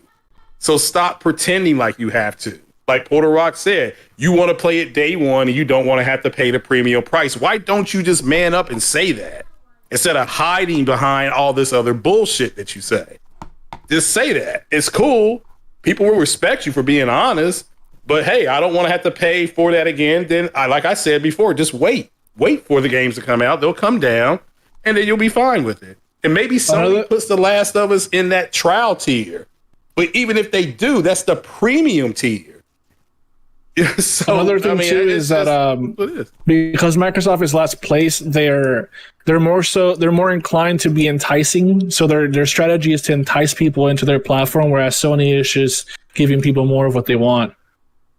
Exactly, and there's nothing wrong with what Microsoft is doing. Let me make that clear. If I was in last place, if everybody's selling ice cream and my trucks nobody's selling, I'm gonna have to do something. So I may have to say, my truck on Tuesday, we're gonna give you free chocolate ice cream. You just come up there and you get it. And maybe that leads people to, this cone is free. Maybe I'll go try your vanilla ice cream, which Phil Spencer has come out and said they have seen more people trying different games because of Game Pass. And that's exactly what he's doing. Our ice cream is sorry. So here's free ice cream. And here's other things that people can get. And the people who are upset about it are the Xbox community. They're mad. I mean, they're madder than a hornet, as my girlfriend would say. They're just constantly mad. Porter Rock did that. You did that podcast this week talking about God of War and how they said they're calling out Jeff Keighley and Jeff Keighley's baby mama and all this all kind of crazy stuff. It's just they're the ones that are upset, and instead of them being mad at Microsoft for lying and mad at these influencers in yellow chairs for lying to you, you're mad because the PlayStation community didn't go storm Sony headquarters over $70 games. You can't make this shit up. You can't. So I'm on the blog spot where they show like at least the graphical differences. So right here, this is Ellie. So you do see a significant difference, like not just graphically, but just character model. She looks a little bit more like a teenager. In fact, on the left side, she just looks like honestly. It looks like a doll, like a toy. A baby, it looks, baby, and it also looks toyish. I mean, at the time, the graphics were amazing, but as you evolve, they still are. They still are, but you can tell, like it now. You could tell it looks more computerish, cartoonish. Not cartoonish, but it looks like rubbery. While in the new one, it looks like the flesh is more realistic. Like her facial animations is a bit more human, more lifelike. You see the hair strands a little bit like I give you one thing, man. Naughty Dog knows how to put in some detail on people. They are really. If you're trying to explain that to an Xbox guy, they'd be like, "Okay, I can." It's already been done within Halo 2, Halo 2 Anniversary. Yeah, okay. They've already done it before. All right. Here's Joel right here. So on the left, you like the difference between these two images. On the left looks like a cartoon drawing now or whatever. I mean, it looks great, right? But on the right, they really captured, like, it looks almost real. It looks like something you see in a theater, like a theater CGI level type movie. You see his face a bit more weathered. You could tell he has more gray hair. So he looks heavier. He looks heavier. His face looks heavy. It looks weighted. Like you can actually see his misery. Yeah, in the first game, he looks like younger than his actual age. Yes, because they're doing the best they can. Now they're really showing how right here, and then there's this scene right here. I'm actually just glad that both of these versions of the game exist. Like, because I really like the differences. Like, I think both look great, but I really can't wait for how the new one is going to look and feel. Like, this is pretty. Well, that scene there, you get much better LOD, you get better draw distances, it looks more cinematic, like you're looking at, like you were mentioning the movie at an IMAX or something like that. That's what it does look like to me personally. Now, again, I'm buying the game day one, and I don't have an issue with people who don't want to buy it, but don't bitch and moan about it. Just don't buy it. That's what grown-ups do. Okay? That's what you do. You just don't buy it. We bought a Ninja Foodie, and we were all excited. We were laughing. We got it for $149. That damn thing is $89 today on Prime. And we're both looking at each other like we should have waited. I think people just want to actually just see like what else has changed within there, because you can go in and change the cutscenes and everything like that within a game, but like what else have they changed? I will say there is one true valid criticism, and I don't think how anyone could argue this. I mean, people could try, but the lack of multiplayer. So I do agree with that, because the first one had multiplayer, and yes, I understand they're working on a separate multiplayer. But if you're remaking the first game, and the first game had multiplayer, and now you're releasing at $70, then it should be okay. If you're going to remake the game, you're remaking the whole game, not just part of it. So I do understand some, and especially imagine Factions, the first one, remade. That would make a lot of people happy. I guarantee a lot more people would be happy with this remake if it included a remade multiplayer. I guarantee a lot more people would be like, holy shit, they remade Factions from the ground up, graphically, animations, and it's PS5 and PC. I think even more people will jump on board if they do. I agree with that, but realistically speaking, it wouldn't really make a lot of sense, and that's why they're not doing it, because it would put people away from the actual Factions that they actually want to make and they actually want to like support long term. Yeah, I think you think it would impact the new Factions coming out? It would. Yeah, 100%. Yeah, that new Faction sounds like it's going to be something. It's conflicting. You're conflicting with your own games, Okay. So now you have people that are fans of the original one and they won't want to play the other one, and then people that are going to play the new one. It'll split the fan base. Okay, I get it. Okay. Yeah. That's a good point. Now let's go to the next topic. Go ahead, Patrick. Yeah, sorry. It's one of those things where it's like, it would have been super cool if they were able to, they literally are able to, but, if they actually decided to, hey, let's actually give you the multiplayer too. Hey, even the remaster had it, the original game had it. But realistically, if you have to choose between Last of Us Part 1 with multiplayer or either a delay or a lesser version of this new multiplayer game that will probably come out next year, or at least more details will be revealed about it next year, I recommend that they focus more on that game, because that's supposed to be a super game. In fact, Last of Us Part 2 originally was going to have multiplayer, but then they were like, we actually want to have this be a full standalone game. Hopefully it works out, man. And the way they were talking about it, if the standalone Factions was like years away, then I could see them doing it for the remake. Yeah, but a small portion of it, but yeah. Okay.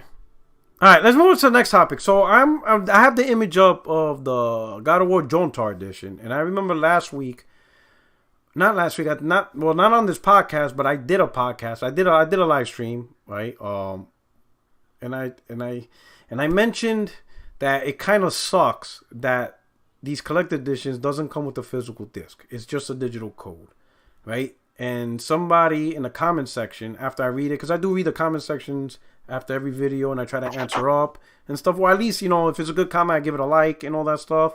So I do interact and stuff like that. But someone made a comment with, hey, the Horizon Zero Dawn collector's edition didn't come with it either. Maybe it's because of these digital editions, because how would somebody that bought a all digital console be able to play the collector's edition that comes with a disc? And then I'm thinking, wait a minute, he made a good point. Because now you got to look at it one of two ways. Sony's selling all digital consoles. That's just a reality. They got the $400 version. When they buy a collector's edition, the disc is useless to them. So how do they get to play the game? Do they have to go buy the digital version? That's a really good point. Yeah, that's one. Or Sony has to create two separate collector's edition, one disc base, one digital base. But now here's the thing. If they're both the same price, the digital guys be like, wait a minute, why am I paying the same price? Even though they are paying the same price when it comes to digital in the store, but somebody's going to come up with some stupid shit. Like, it should be cheaper because I'm not actually getting a physical disc. Somebody's going to do it. Right? Yeah. So I'm like, man, this is a conundrum. So is the all digital age of consoles changing how we do collector's edition, where I think Halo, right? Halo didn't, like the Halo Infinite, the actual game when you buy it, doesn't even come with a disc. Or like the game is not even on the disc or something like that. No, it's on like a placeholder, like either or so it's like a digital code. I have an even worse example. Fallout 76, when it came out, the disc was just cardboard with a code. Oh my god! You see what I'm saying? So you bought a case and all that shit. When you open it up, it's just a cardboard shaped disc with a code. You want to know why? So it's not an actual. So it's a disc, but it's made of cardboard and it has the code on it. Yeah, it has the code of the game. That's a slap in the face. Right? Yeah. That's disrespectful. Yep. So it's a loophole to try to get for businesses to get around the refund process, because you can refund a physical. But you can't refund codes. If you put a code in, you can't refund software unless it's through a store. The used game market. They're limiting the used game market. Yep. Wow, that's crazy. That's so technically these digital consoles are changing the face of collector's editions. Chances are more and more collector's editions is just going to be a digital code. There's some collector's editions that don't even come with the game too. So at least you're getting something. That's with true. This. Yeah, you did. Yeah, what was it? Was it Assassin's Creed? Who was it? I don't remember. I feel like Red Dead 2 did something like that. Somebody a few games that did that. Somebody had the collector's edition, but it's no game. Like, wait, what? Like no game at all. You still have to buy the game separately. The guy was unboxing. He's like, "Oh my god, that's not a collector's edition." That's at that. And they're like, "Wait, at that where's point, the game?" Yeah, at that point, you didn't buy a collector's edition. You bought a figurine. Yep. You just bought a figurine. You didn't buy a collector's edition. You bought that's literally. That's like me buying Spider-Man. That's like me buying the advanced suit Spider-Man from a Marvel store, and I'd be like, oh, where's my game? They'd be like, no, dumbass, this is not a collector's edition. This is the actual figurine. You get no game with this. You know what I'm saying? Like, that's literally what they sold. They're selling merch based off the game, but that's not a collector's edition. That shit is crazy, man. So, yeah. You take it right over to Pawn Stars, baby. And they'll give you $5 for it. Exactly. Stuff like that. But so how you guys feel a world where they fully adopt no physical disc in any collector edition? Because it's starting to happen. How do you guys feel? We'll start with Cloaked. Cloak, how do you feel an era where that's it? There will no longer be physical games with collector's edition. It's just digital codes or no game at all. Well, first thing that they have to do is they have to pretty much upgrade the entire United States, probably even the world, the internet infrastructure, because as we've seen during the pandemic back in 2020, it couldn't actually hold it. It couldn't do it. Okay. It kept getting drop services, and then like a lot of people were actually. I remember on the news that the internet in some areas was not really available, or it was going like too slow during certain times. But then those certain times became all the time because everybody was at home. Great point, because I was in Germany when COVID. So when COVID started, the whole thing in 2020, I was still in Germany. My wife was back in the States because, so long story short, I had orders to go to California. So I'll give you the breakdown. I remember that week clearly. Monday, my first set of furniture, the military packed it up. They got movers. So my first set of furniture in the apartment we living in left. Tuesday, the rest left. So there's nothing in the house, right? But we still did like on an air mattress, whatever. Wednesday, right? I got my wife ticket because I had her leave before me, right? Boom. I wasn't going to leave for like another 2 weeks, but I was going to stay in a hotel, right? The next day, Thursday, the Secretary of Defense ordered all orders are canceled. Nobody's going nowhere. So I'm in an apartment, no furniture. My wife's gone. Now I can't go to the hotel because my order's been canceled. I'm like, what the fuck is going on here? Obviously, they gave me a room in the barracks, but I say that to say this. So during that time, from March all the way up to July, I was in Germany. People in my family were talking about what you were saying. Like, yo, the internet's slowing down. Netflix, sometimes they can't do stuff in 4K. Like, yeah, everybody's staying home using the internet, soaked up the bandwidth. And a lot of providers actually don't have the infrastructure to support that many people at once. So they started doing peak hours and all that stuff. But in Germany, I didn't feel it. Like Germany, the internet out there is rocking, bro. Like Europe, the big countries, the Europe, US is the worst, I think. Europe ain't playing with their internet. That shit didn't happen over there. Their infrastructure's on point when it comes to the internet. So I'm like, sucks to be you. Like, I'm good over here. But good point. But overall, from a gamer perspective, knowing that if you buy a collector's edition and there's no physical game, like, how does that feel for you? Oh, because you're on PC, it doesn't matter. Because it's true, you're on PC though. Well, no, because there's actually parts to where that would where actually having the game disc would actually benefit me. Because what if I was to go into like the main files within the game and I want to modify it within a way, but there's like no real easy way for me to do it. And if I screw up, I would want to actually have the disc as a backup. Because you could delete it, you could delete the file and reinstall it all over again from the disc.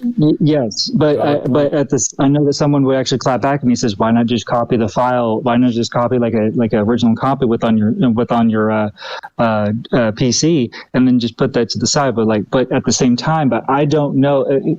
I would not know if that 4 to 5 gigabyte or maybe even like if it's like Warzone or something like that, like 100 gig folder just sitting there on my computer, and this is actually just supposed to be this is supposed to be just like the an actual copy. like a clean version, like a clean version, and it's just going to sit there. It's just going to take up space. It's just like, no, I would rather have the disc. Yeah, good point. What about you? We'll start with let me see. Is Craig still in here? Craig, what do you think? A world where collector's edition no longer has the disc in it. Well, we'll just have to wait and see how that goes. But how would you like it? Let's say if we actually live in that world, how do you feel about that? Well, I mean, I don't know. I prefer physical media, but I'm an old man.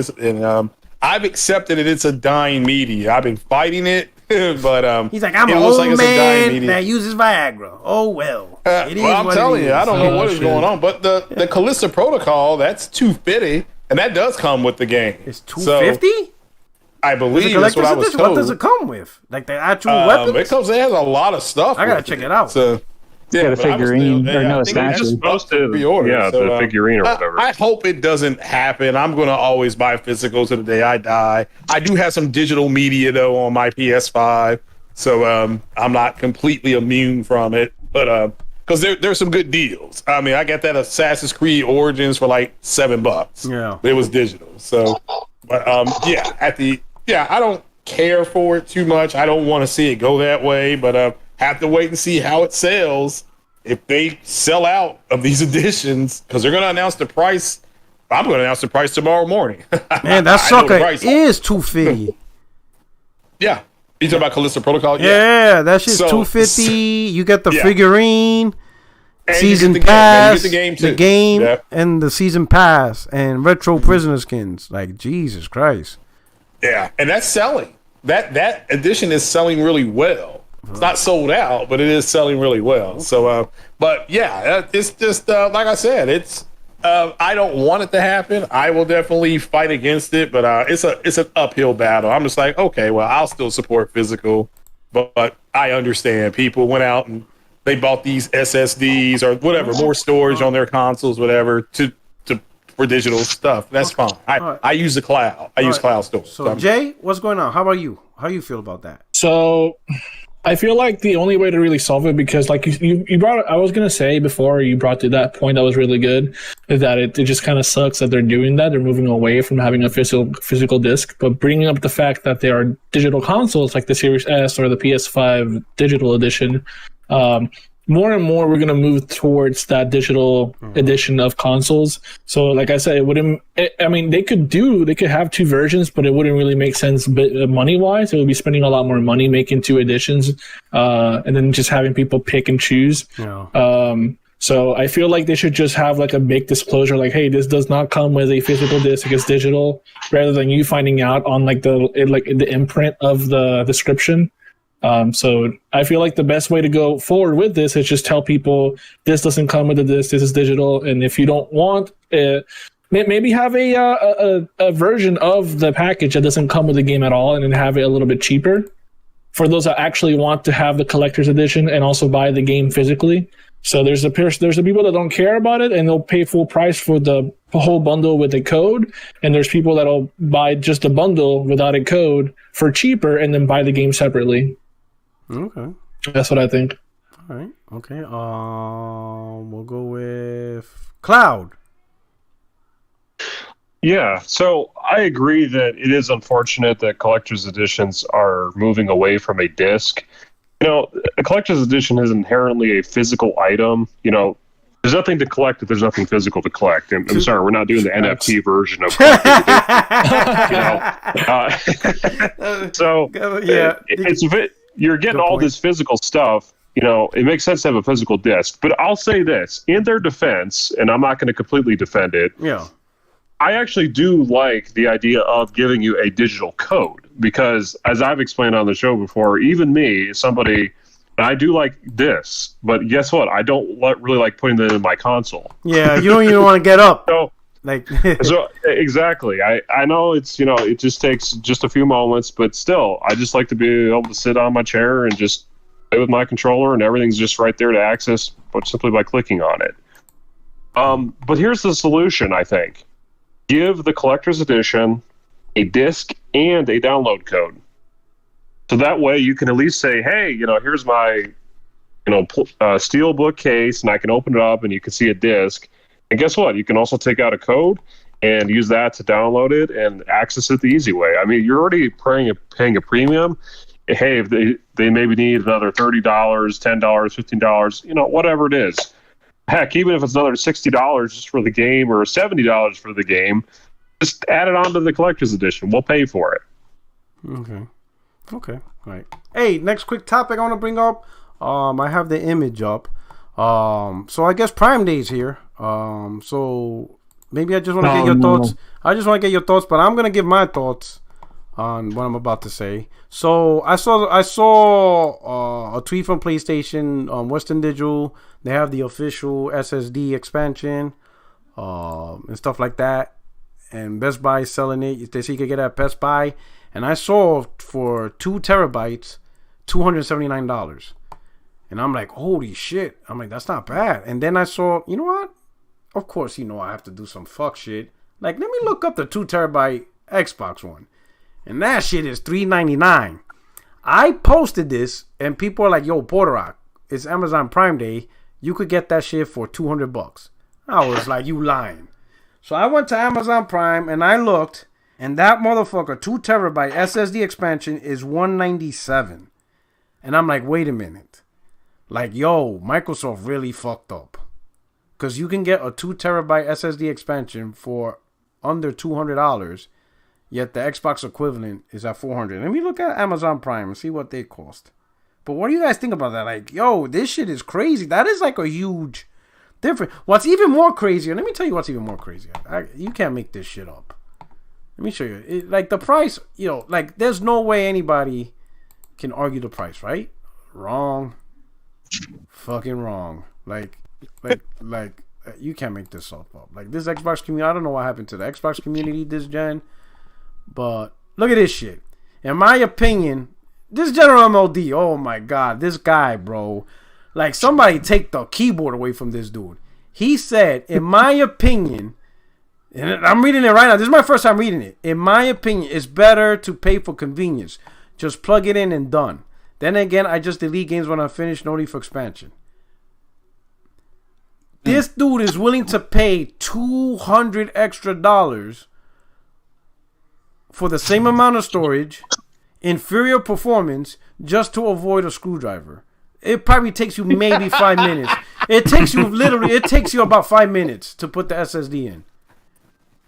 Didn't Sony release a video of some like 8-year-old little girl installing the new SSD or whatever that is, new storage thing? Look at this dumbass comment.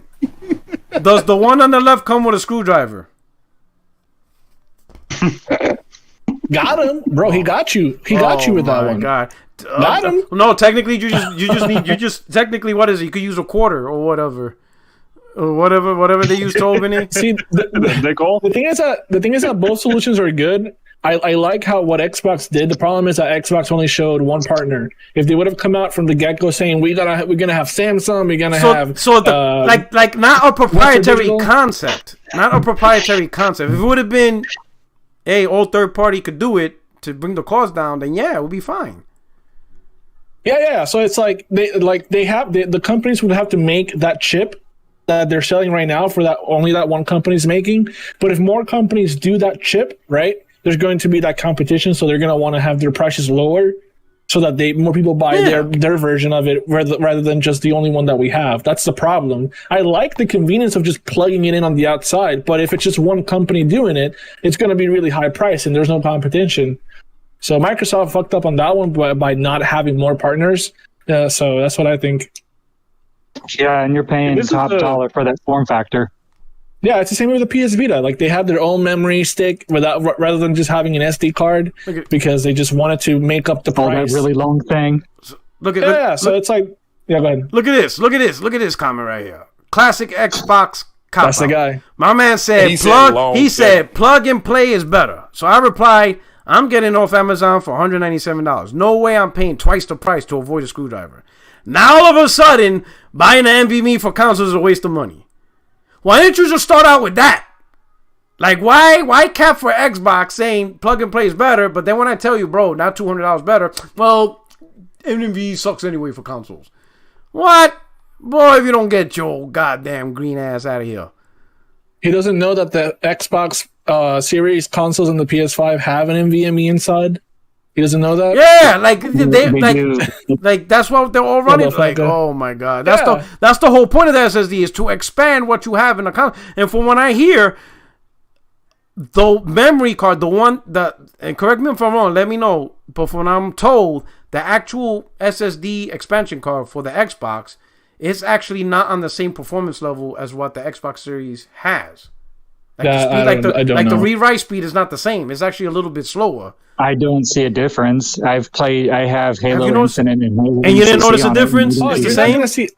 You're not going to see a difference, though. You're not going to see a difference because right now most games aren't taking the full advantage of either of the consoles.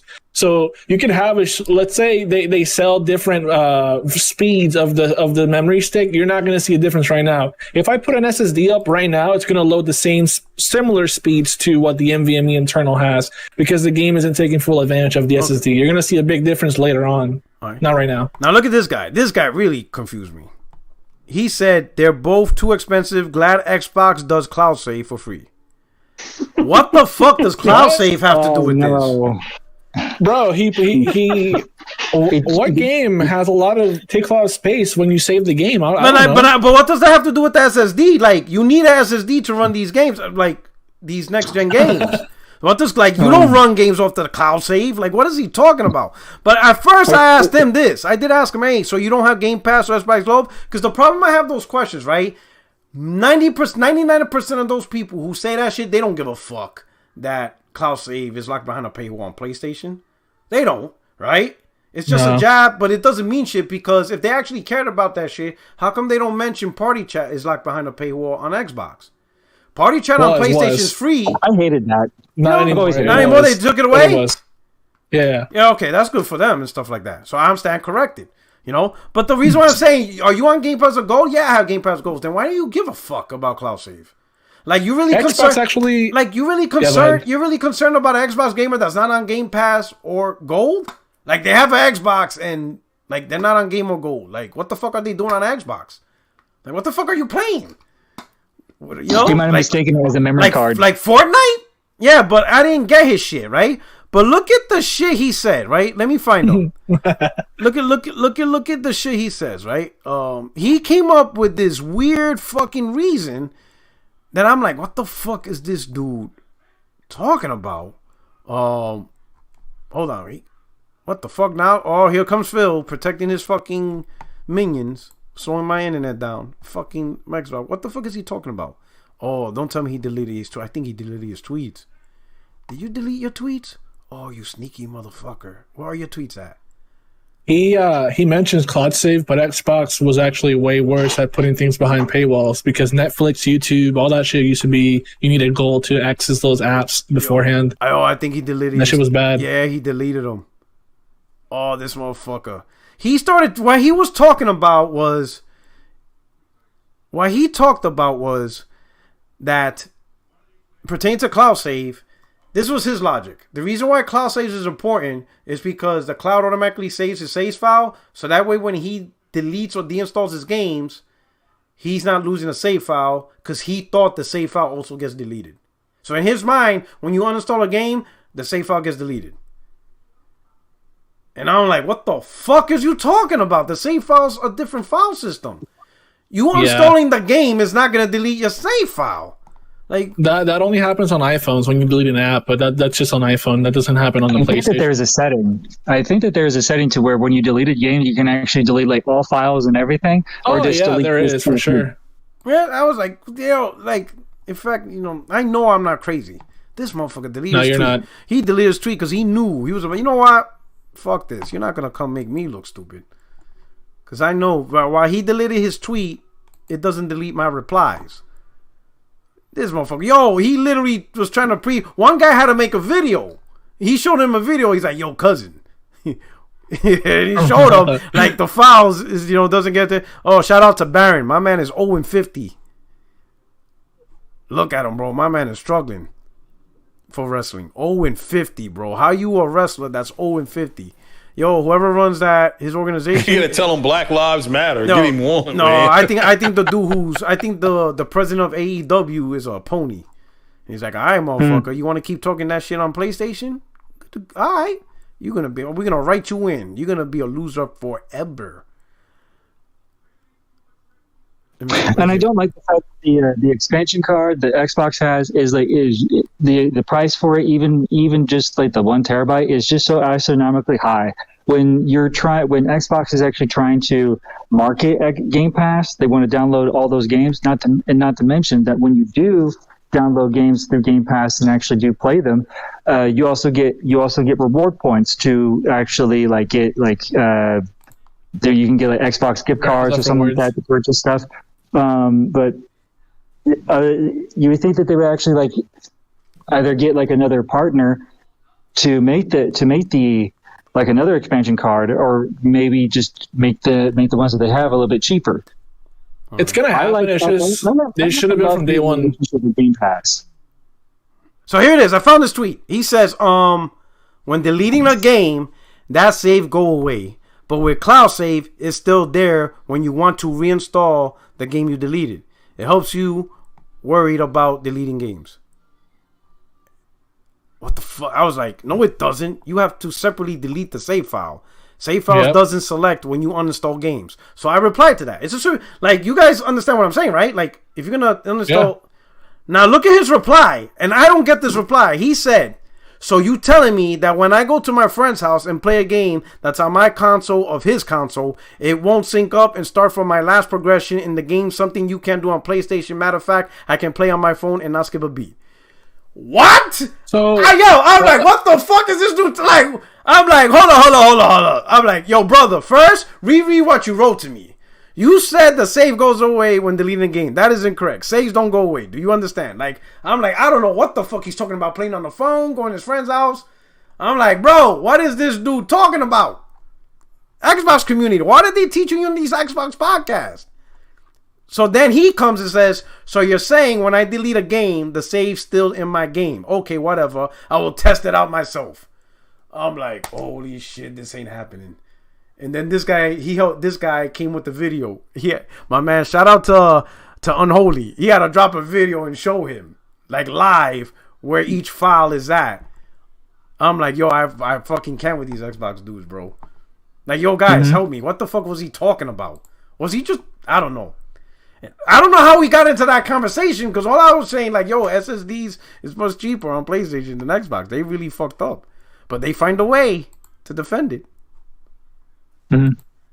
All right, let's talk about the last time. I have a question, because I haven't played on PlayStation in a while. Does it actually sync when you let's say you come over here and you put your account on my PlayStation and you start up a game, that single player, let's say, does it sync the file? So let's say upload it. You could set your console to automatically save the save file. If you have cloud saves, right? It automatically save it on the cloud. That's automatic. I see. So automatic. But let's say if I want to go to your house and you don't have the game.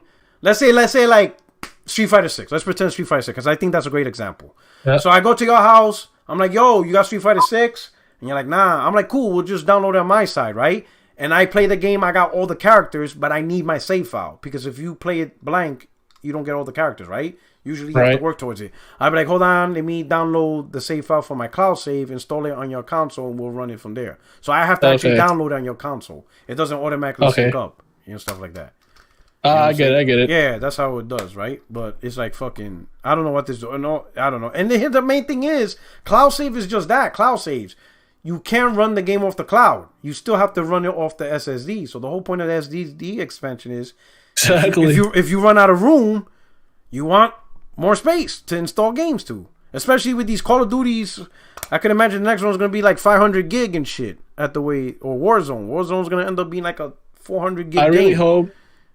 hope that they actually separate it into their own launchers so that it's just Modern Warfare 2 and then Warzone 2 separated and not on the same game like now. Right. So, for the last topic, Square Enix, right? With the announcement of Forspoken being delayed, and we'll touch on that. I'm glad you have here.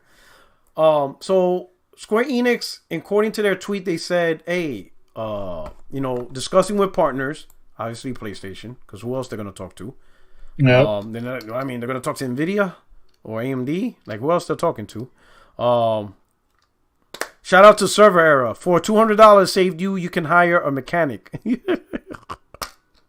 Oh, she's talking about the people paying an extra $200 for the Xbox One. Shout out to Server. That's pretty funny. I'll install it for $350. Oh shit! I'll install it for you for $275. Now so Square Enix decided to delay the game to January. It's not a big delay. The game was originally going to launch in October, but now it's launching January 23rd to be specific. When you think about it, there's only 2 months in between, and 2 of those months are big holidays. So how much work are developers going to be working those holidays? In my opinion, that delay is because they're trying to avoid the smoke. I remember Square Enix made the mistake of launching Rise of Tomb Raider in November, and that shit got rocked. With all the top hits of that, of that winter break with Call of Duty, whatever, I think Forspoken is encroaching that same dilemma. Because you got Gotham Knights, The Last of Us Remake in September, God of War in November, 2K comes out in September. Modern Warfare 2. Who? What game? Modern Warfare 2. Modern Warfare 2. The one that sells the most every time. Harry Potter's supposed to be this winter, and that's receiving a lot of hype. So there's a lot of games. There's a lot of powerhouse holiday games releasing that time period. Forspoken could get lost in the shuffle, right? Because it's a new IP. Yeah, it's not exactly. based. It's not based off anything familiar, right? It is a Square Enix game, but it's a new IP that's not familiar with anything. And a lot of people are looking forward to Gotham Knights. They're looking forward to Harry Potter because of the name. Modern Warfare 2, forget about it. We don't know. No matter how many people hate Call of Duty, the game always sells. That's always going to happen. So let's not even pretend. And then the announcement of God of War in November. Like, bro, that's a lot of content. So I think, and we'll start with you guys. We'll start from the top. We'll start with Call Me Jay. I think they just moved it. I don't think there's much improvement. I don't see it. Like, if it was delayed to June or May, okay. But January 23rd?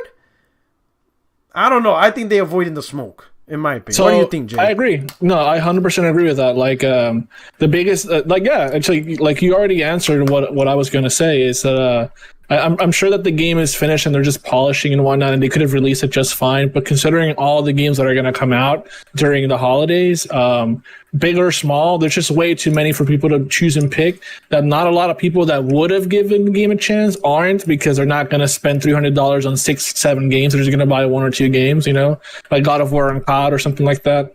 So it makes 100% sense that they were like, yeah, we're just going to put it on January because it's going to be more of an empty month.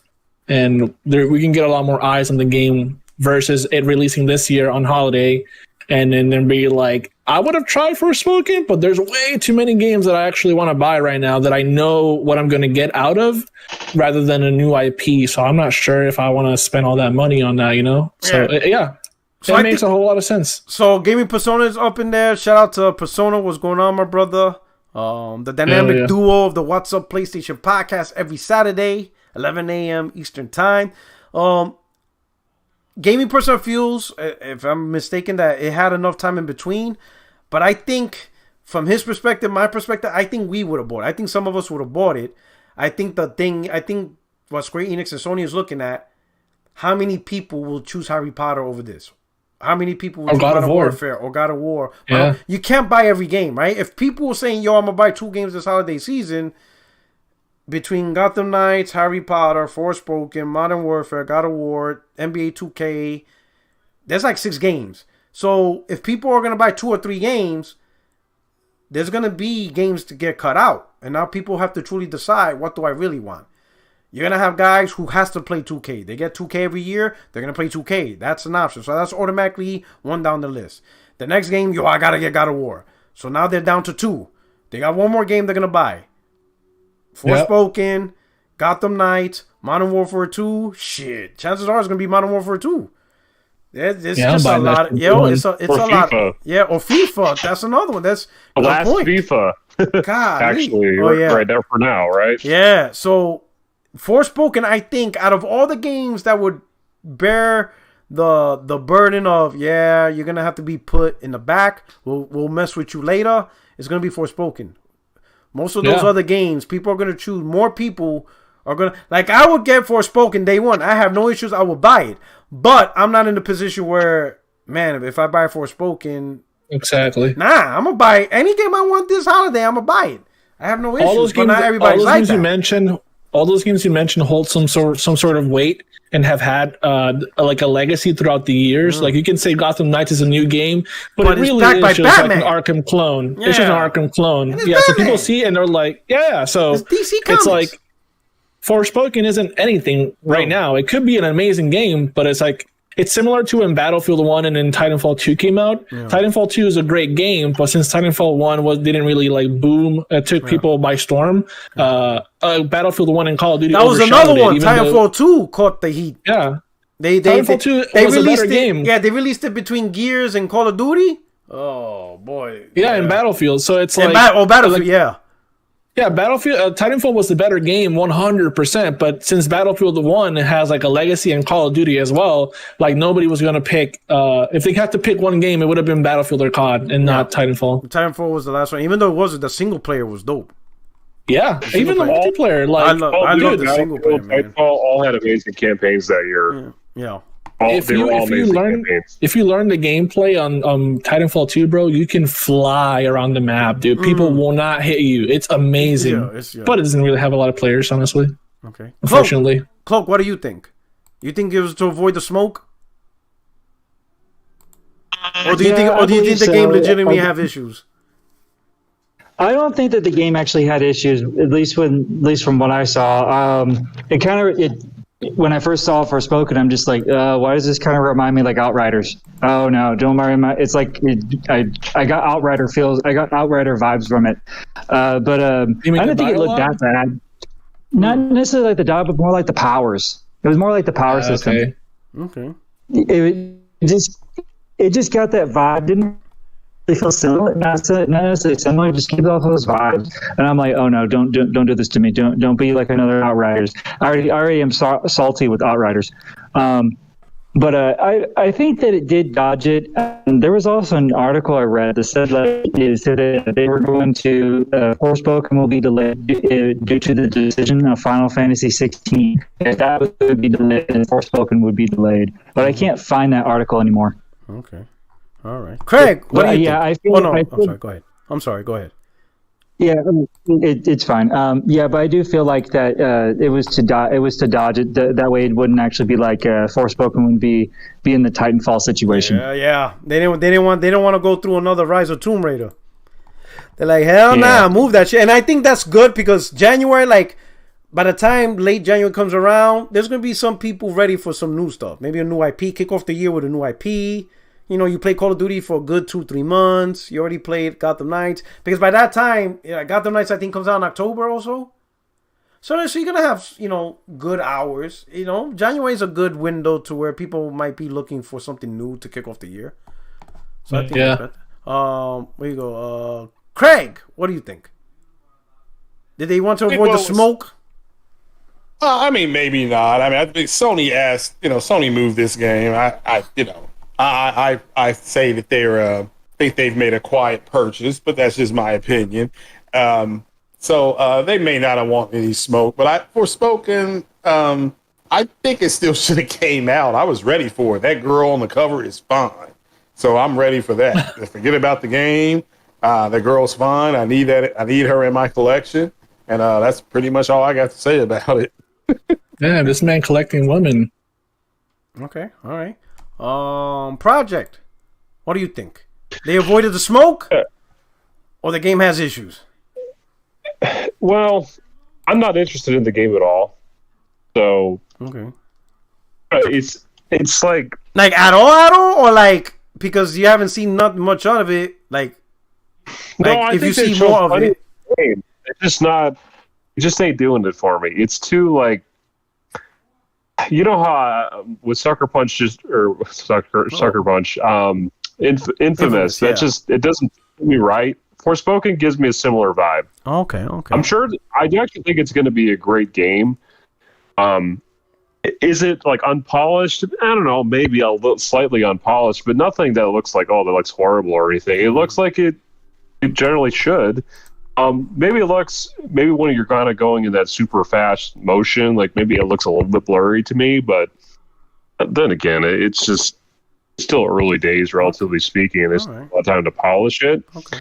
But I would say, if it was releasing in October, not a great time to release it, I think. So, timing really is everything. I'll say that. For some reason, like I don't know why gamers are this way, but it just seems like, with Titanfall 2 being a great example, it's a really great title. Sure, maybe the graphics don't look the greatest, but still, it's a fantastic game, and it's a really innovative first-person shooter, and you don't get a lot of campaigns like that, per se. So, and you can constantly, go back to the articles that talk about that. I think as the game sold well enough, sure, but not nearly as well as it should have. Yeah. I mean, Titanfall 1 pretty successful title. It sold less than the first one. Yeah, way less, right. And it's like gamers, I don't know, like, do they just forget that the internet exists and they need to look up, how games are doing? Like, I don't know. I will say this. I guess so. The first one did get a lot of blowback because it didn't have a single-player campaign. That's why the second one has a single-player campaign. So I firmly... It was always online as well. It had bugs. So I remember that too. There was also issues that it was always online, right? Obviously because it's multiplayer, but I think it was because it didn't have a single player. A lot of people's like, wait a minute, we're buying this game but no single player. That was like one of the first ones that did that, and people have issues. It technically had it, and it was just like really shitty co-op. Yeah. That was the problem. So I firmly believe... I'm not sure how a gamer would have missed that, because like that was clear from the beginning. Some like, people if you look at how the developer said it, I don't know how a gamer today can just assume something has a single player campaign. Like that's a... I mean, bro, you need to reevaluate. Did you play it? I was Did you talking play about it, though? SSD, and the guy brought up cloud saves. So that's like the gameplay was great, but it was really bare bones and repetitive. That was like the biggest problem with Titanfall 1. Now, I will say this. So let's say if you have an initial game, right? Like Titanfall or whatever, and it sells 10 million, but majority of the feedback is negative, or a lot of the feedback, or there's a certain level of feedback that's negative, that is going to impact the sales of the second game, because many of the people that bought the first game, they're not coming back. They're just not going to come back, right? So like when a game sells first, like the first entry and it sells like 10 million, you really have to read the pulse, because that 10 million was based maybe off a hype, initial assumptions, but then when people actually got the game in their hands, they're like, man, fuck, like Anthem. Hype, people sold well, but once you played it, people were like, "Oh, get the fuck out of here." But it sell well? Yeah, I think it sold well. I mean, look, was it a profitable game? Yes, I think it wasn't. It received a lot of negative feedback though. That it was overwhelming. Sure, and I agree with it. The one thing I liked about the game was the aerial and traversing, and the combat was good. It's just it lacked content, man, and it wasn't cohesive. I was like, man, this game could have been something. I don't know what the fuck you guys did, but god damn, you fucked this game up. Oh, man. But let me go on to the next topic. So I think we generally agreed they avoided the smoke. So because they delayed it to 2023, so the year kicks off with Square Enix with Forspoken. But that year, apparently, we potentially could see, Forspoken to kick off. Final Fantasy Rebirth that year, potentially towards the holiday, because they're saying next winter. Final Fantasy 16 that year, right? And then there's rumors of potentially, I doubt it, but there's potentially either a Dragon Quest or Kingdom Hearts 4. Like, what do you guys think? You think if Square Enix pushes all these big games out next year, you think they're gonna own 2023, especially for the JRPG gamer? We'll say that. You think 2023 could be a big year for Square Enix if they're able to pull off these big titles for 2023? If they space them well enough, then they will. But if they cram them all up in the first 6 months or something, then it's going to be very confusing, I guess. Oh. It's all about how you release them. You have 12 months to release, let's say 5 games, so just space them out well, and then you'll be fine. I feel like. Okay, yeah, because especially Final Fantasy 16 and Final Fantasy 7 Rebirth the same year. That alone to me is like, wow. That's taking a risk. Yeah. Like wow. Chris is gonna be happy. I know I'm happy. I'm gonna be like, hell the fuck yeah. I get to play Final Fantasy 16 and Final Fantasy 7 Rebirth that year? Shit. Do you guys think with Square Enix dropping their Western studios, which they were having problems with, right? They weren't managing well. I'm not going to blame the studios. I mean, obviously you could say maybe Square Enix is more of the blame because they weren't such a good publisher. They didn't help the Western studios really become their best. Kind of like Sony, right? They try to nurture and get the studios to be the best they can be. Do you think Square Enix, these are just signs of Square Enix going back to their roots and becoming better based on, you know what, we're just going to focus on what we know.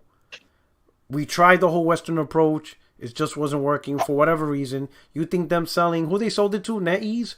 Who they give their studios to? Embracer Group. Embracer Group. You think that's going to lead to Square Enix being a better publisher doing what they do best, which is Japanese-centric, JRPG-centric type titles? What do you guys think? Yes. He said yes. I think so. Yeah, it definitely gives them the opportunity. Yeah. And it looks like they're capitalizing on it. So yeah, because they've released a lot of the quality. We'll have to wait and see. So Yeah, they release a lot of games that are very their style on the past few years, except for their Western studios. Because with their Western studios, they were more trying to like make a live service game like every single time. Even though Crystal Dynamics isn't really known for those type of games, so they were like, let's just make our own shit, Devil May Cry, whatnot on our own side. And they saw the success, and they're like, I guess we don't really need this because we just kind of deviated from what we're good at, and we thought that we could do something else, but I guess their mind got opened because they even pulled back from the whole NFT bullshit. They said that they're not going to do that anymore, even though that was like the main reason why they sold their Western studios. Yes. Yeah, they pulled back, right? That's interesting. So I think what you said is like correct. Like, they were like let's go back to 2000 to 2005 and let's make a game like that. And they're like, oh shit, people actually want this. All right, let's just focus on this. Yeah. Let's go back to our roots that brought them to their heights. I agree. And I'm glad if that's their thought process, I'm glad they did it. I'm glad they recognize, you know what? Yes, Western games as a service brings in lots of money, but you still have to make good ones. They still have to be good. Yeah. And they're just not making the good titles. Have to nurture it, like you said. And all the studios that they were forcing it, they weren't nurtured to do that. Yeah, they're not doing a good job. All right. So that was the last topic. Does anybody got anything before we close out the show? To go off on that last topic there, right. That's why I have my love-hate relationship with Game Pass. Why? What's up with? Here we go. What's your love-hate relationship? I like Game Pass, but when it first came out, I saw it as like a. I thought it was actually going to be really cool and everything. But when it first came out and I saw all those games, it was like, okay, I'm probably not going to play these. It's like. Who's playing Slime Rancher? I'm not playing. I'm not going to play Slime Rancher. You're not playing Peppa Pig? Yo, you better get up on that Peppa Pig. We dropped that shit. That shit is heat.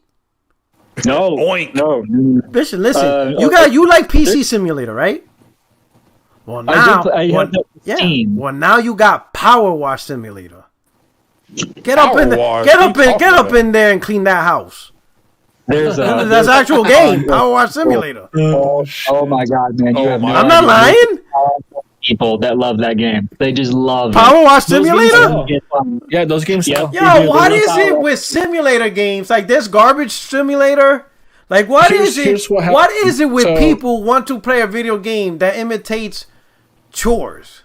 I'll tell you why. It's because of streamers. There's a lot of streamers like Lyric, for example, which is a very big streamer that he plays all these freaking weird simulator games sometimes. There's a hobo simulator. You can simulate being a fucking hobo and eating junk off of trash.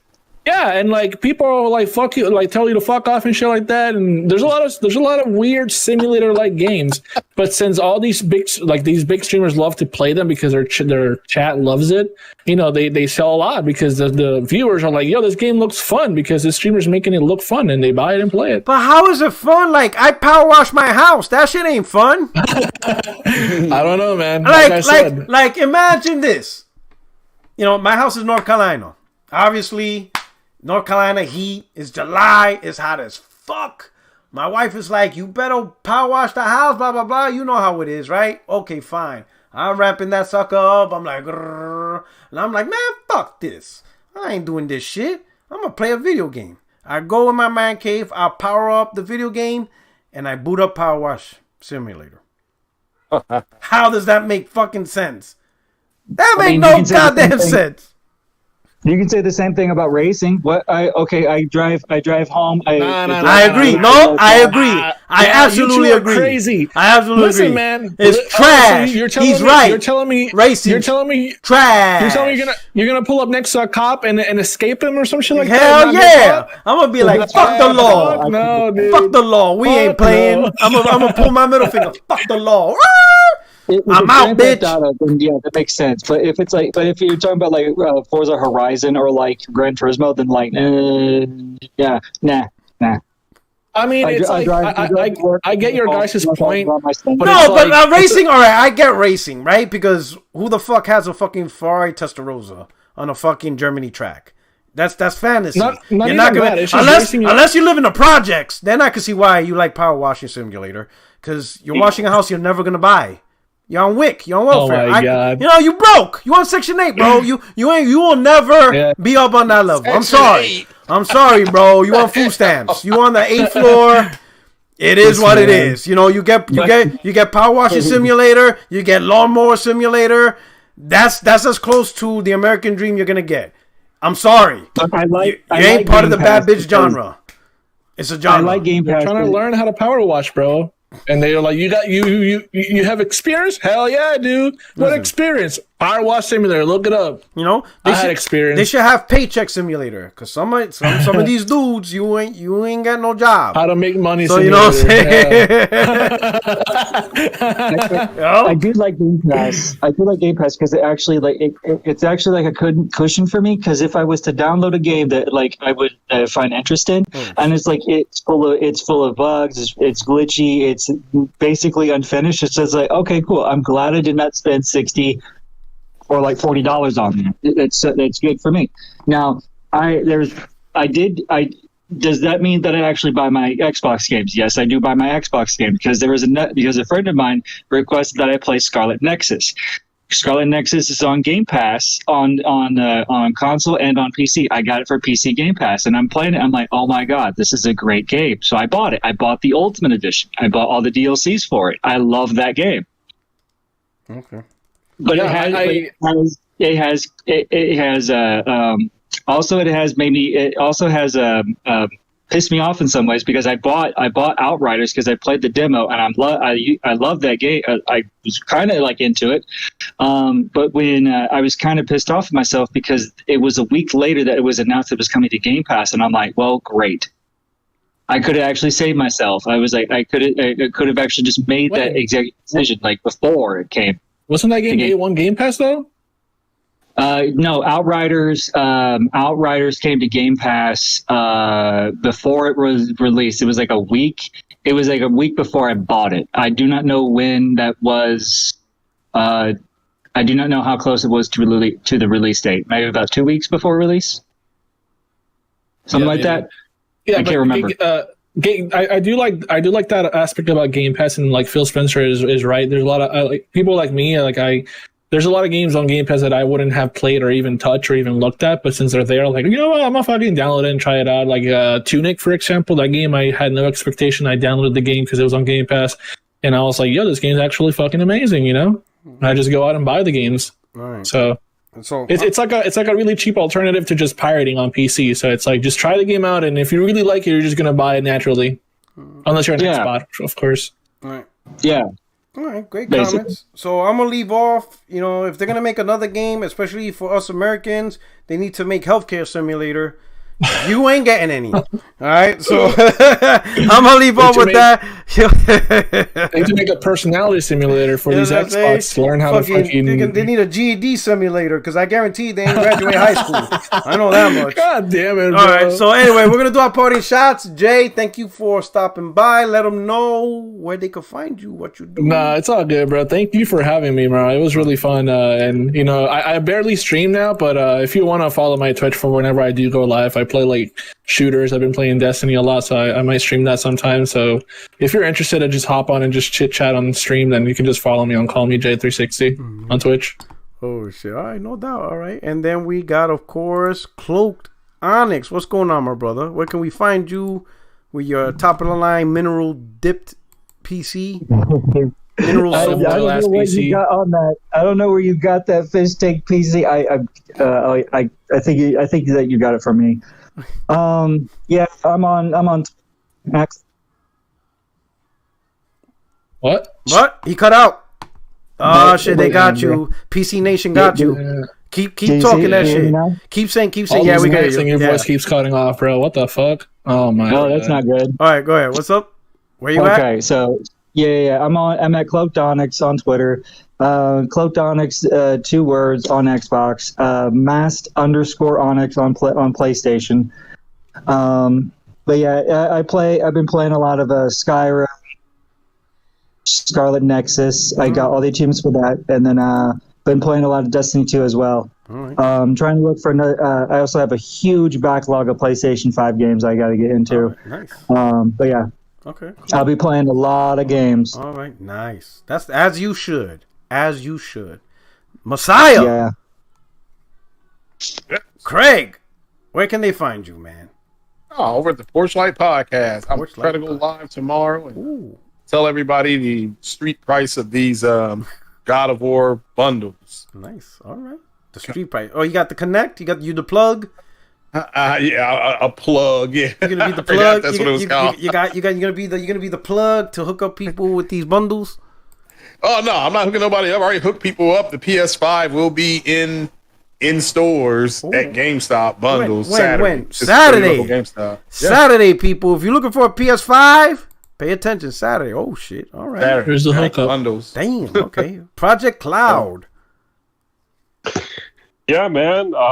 Appreciate you having me on the panel today. You know, there's even still more topics that we could talk about, but yeah, I know it's certainly been a while on the podcast. Yeah, we dropped it. Yeah, it's already what, 2.5? Yeah, I feel like we start earlier and end later. Yeah, like I'm doing this to kind of you guys. Yeah, can we start earlier? Because it gets kind of late. I'm like, I got you. We still, and I'm like, oh shit, you know. But I'm glad. But I think we kick it off earlier. Hey, I'm accommodating you guys. You know, I mean, there's a lot of topics, but I'm hungry, bro. I ain't gonna lie. My wife cooked. Wife cooked, and that's smooth. Oh, the smell of the adobo. Oh my god, you know. Anyway, hell yeah, dude. Yeah, you know what I'm talking about, Jay. All right. Yeah. I just was at my grandma's house getting some food, bro. You know what I'm saying. But anyway, food. Anyway, hey, thank you, gentlemen, for rocking through. Love the discussions. To the chat, to the family, 60 frames no lag. I truly appreciate you guys rocking out. Thank you for stopping by. I hope you enjoyed the show. On your way out, please hit the like button. And also memberships available if you want to be down with the 60 FNL fam and continue to support the channel. Either way, I'm just happy that you guys come through and we call rock on and talk about gaming. I truly appreciate it. And today I was able to avoid the app button. But don't test me. Do not test me. All right? I will whip out the belt. All right? Anyway, you guys take care. Enjoy yourself. I'm out of here. Not Adobe Pro. Adobo Goya. My man said Adobe Pro. This motherfucker, the bro. smell of Adobe Pro. Adobo. That's so good. Is that Adobe? Is that Adobe seasoning, man. Seasoning. Type Goya. Goya. Arroz. Man, he said Adobe Pro. The smell of Adobe Pro. I'm done. I'm done with you guys. I'm done. I'm out of here. Peace. I wanted to